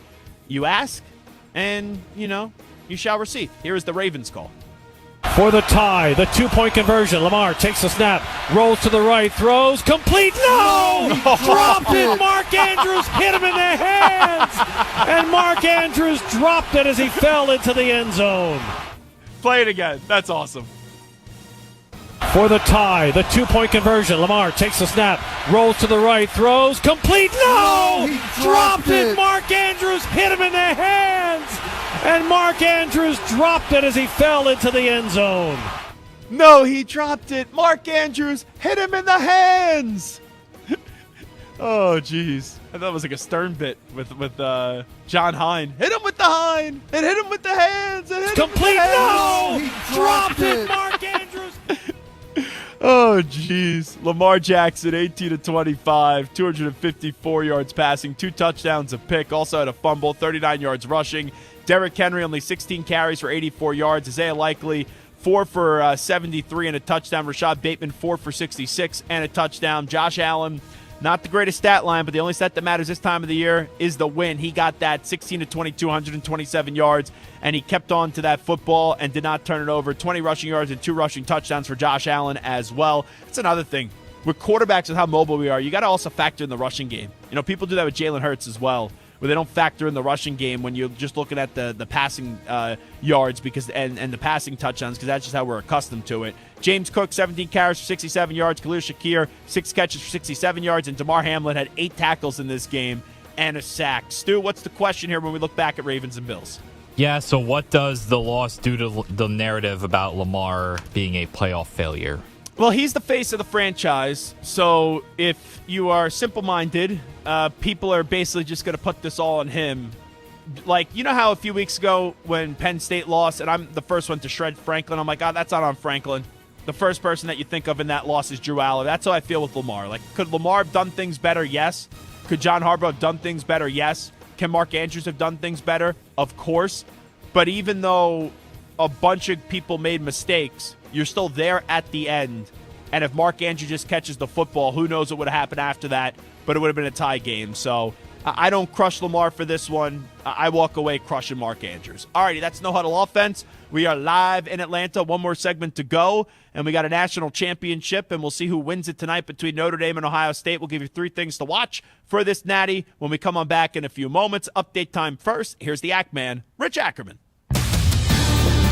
Infinity Sports Network Sports Flash. Well, the Bears have been searching for a winner for a while and are hoping Ben Jansen is the man that can deliver. They're reportedly hiring the Lions' offensive coordinator as their new head coach. Detroit's offense was among the best in the league over the last 3 seasons. And Lou Anarumo wasn't out of work long, reportedly headed to Indy to become the Colts' new defensive coordinator. The college football champion will be crowned tonight in Atlanta, where Notre Dame faces Ohio State in the final. The Buckeyes lost their regular season finale to arch rival Michigan, but have since been dominant and are looking for their 6th title, their first in 10 years. The Fighting Irish last won it all in 1988. The Blue Jays have finally landed a free agent, reportedly coming to terms with former Oriole Anthony Santander on a 5-year deal. In the NBA today, lots of action. It was the Knicks over the Hawks, 119-110, behind 34 from Jalen Brunson. The Grizzlies topped the Timberwolves 108-106, while the Pistons down the Rockets 107-96. And the Hornets started the day with a 110-105 victory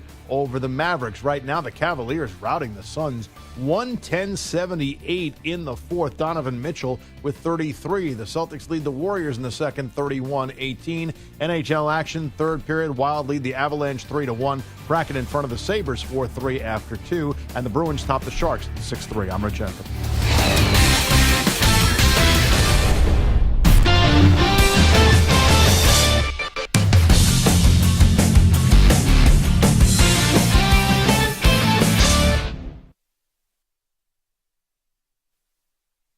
You're in a 5-minute break.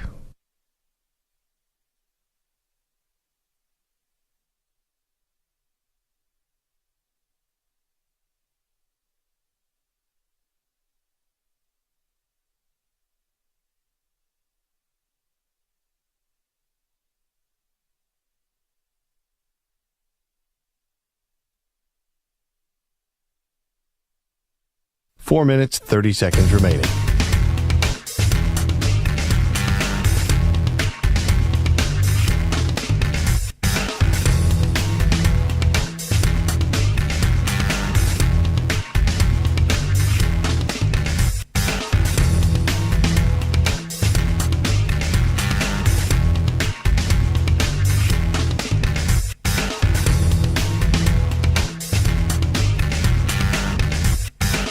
Four minutes remaining.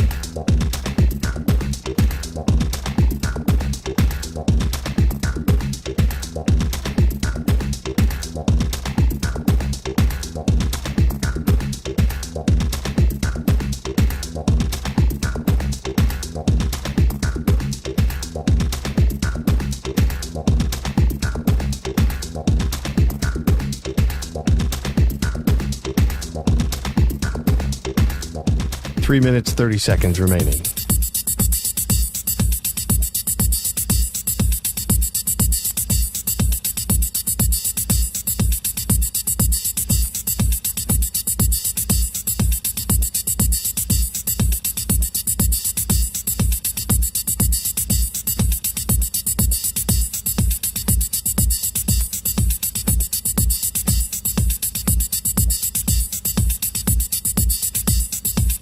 Three minutes remaining.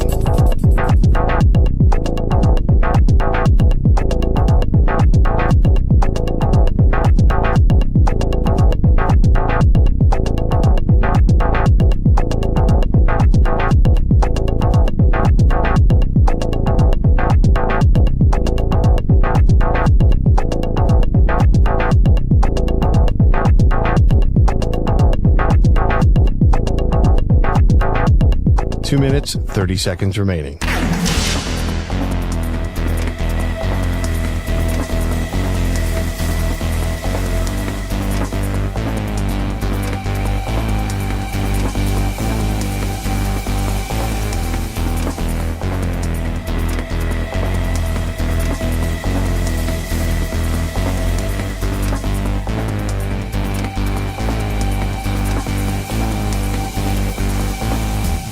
Two minutes remaining.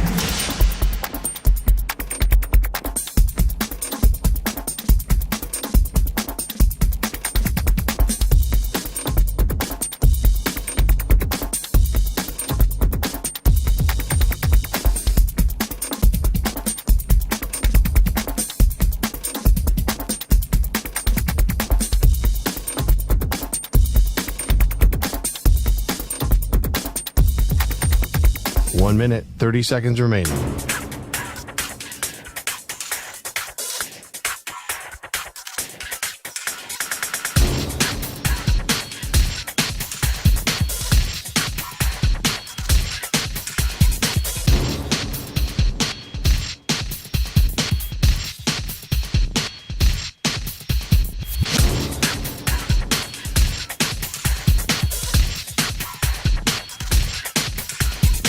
One minute remaining.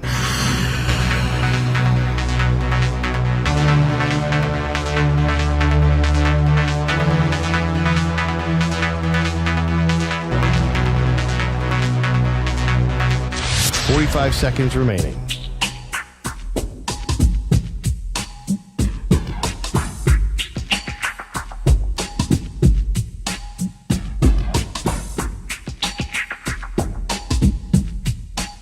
Seconds remaining.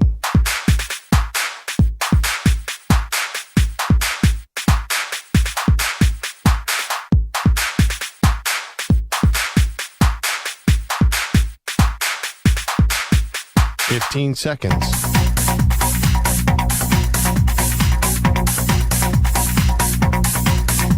Break ends in 5 seconds.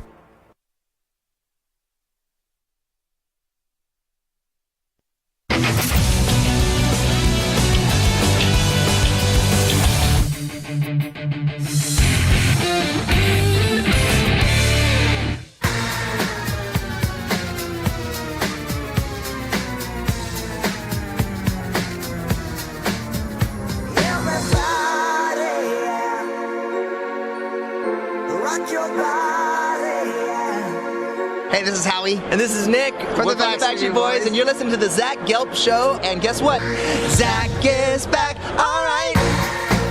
He's live. He's nationwide. This is the Zach Gelb Show. Oh my God, we're back. All righty, it's time to answer Ask the Pros question of the day, brought to you by O'Reilly Auto Parts. Mike in Massachusetts says, Zach, if Mark Andrews had caught the football, but then the Bills got the ball back with 1:30 left and won the game, then who would you be blaming on the Ravens? It's a good question. You could submit a question by tweeting at INF Sportsnet or at Zach Gelb using the hashtag AskThePros. Think O'Reilly Auto Parts for all your car care needs. Get guaranteed low prices and excellent customer service from the professional parts people at O'Reilly Auto Parts. O'Reilly Auto Parts. I would say Josh Allen. I know that doesn't answer the question. But if they tie up the game and then Josh Allen just goes right down the field and gets either a touchdown or a field goal as time expires, you just got to tip your cap to Josh Allen.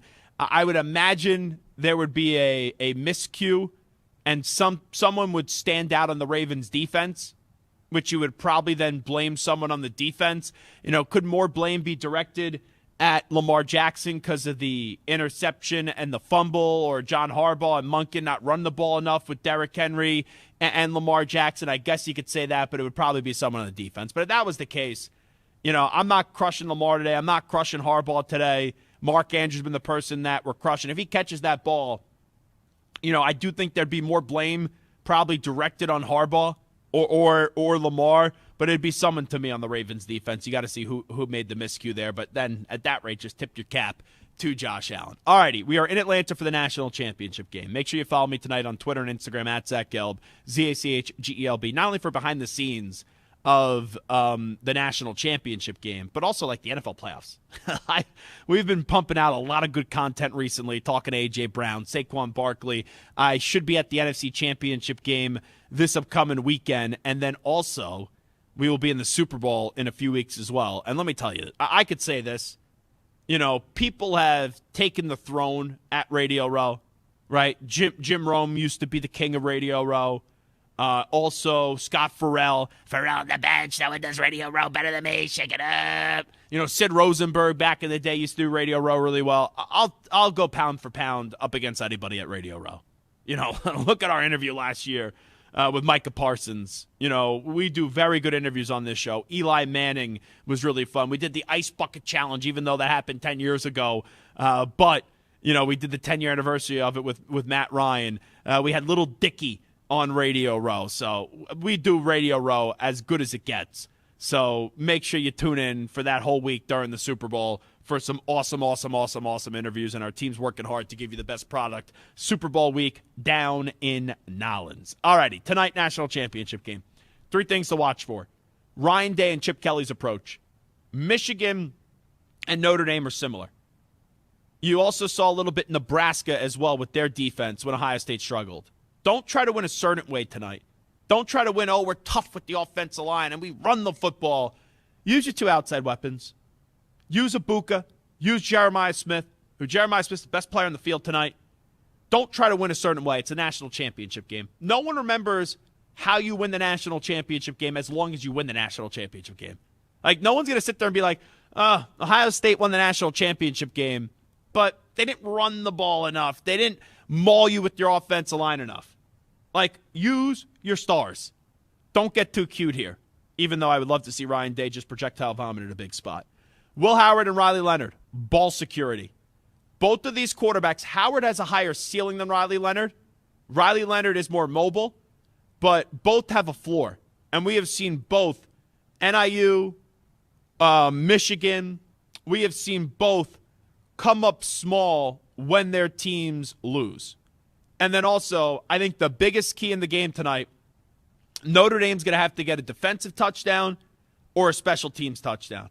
They have made big plays in the postseason with their defense and also their special teams. If you don't get a touchdown tonight from defense or special teams, it's going to be tough. I think it's going to be tough. You know, can Jeremiah Love break out and have a big play? Absolutely. But I really think you're going to need a score from defense or special teams if Notre Dame's going to win. You know, my head tells me Ohio State. My heart clearly tells me Notre Dame.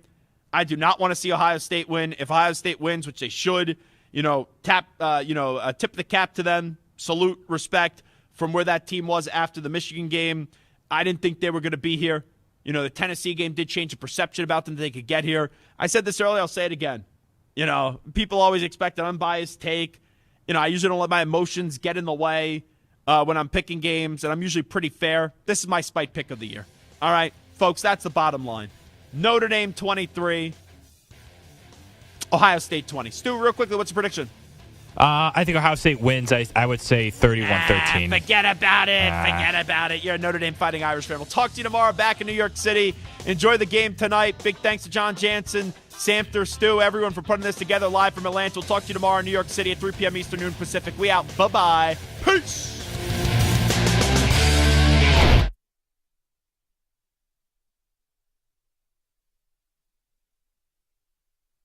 You're in a 5-minute break.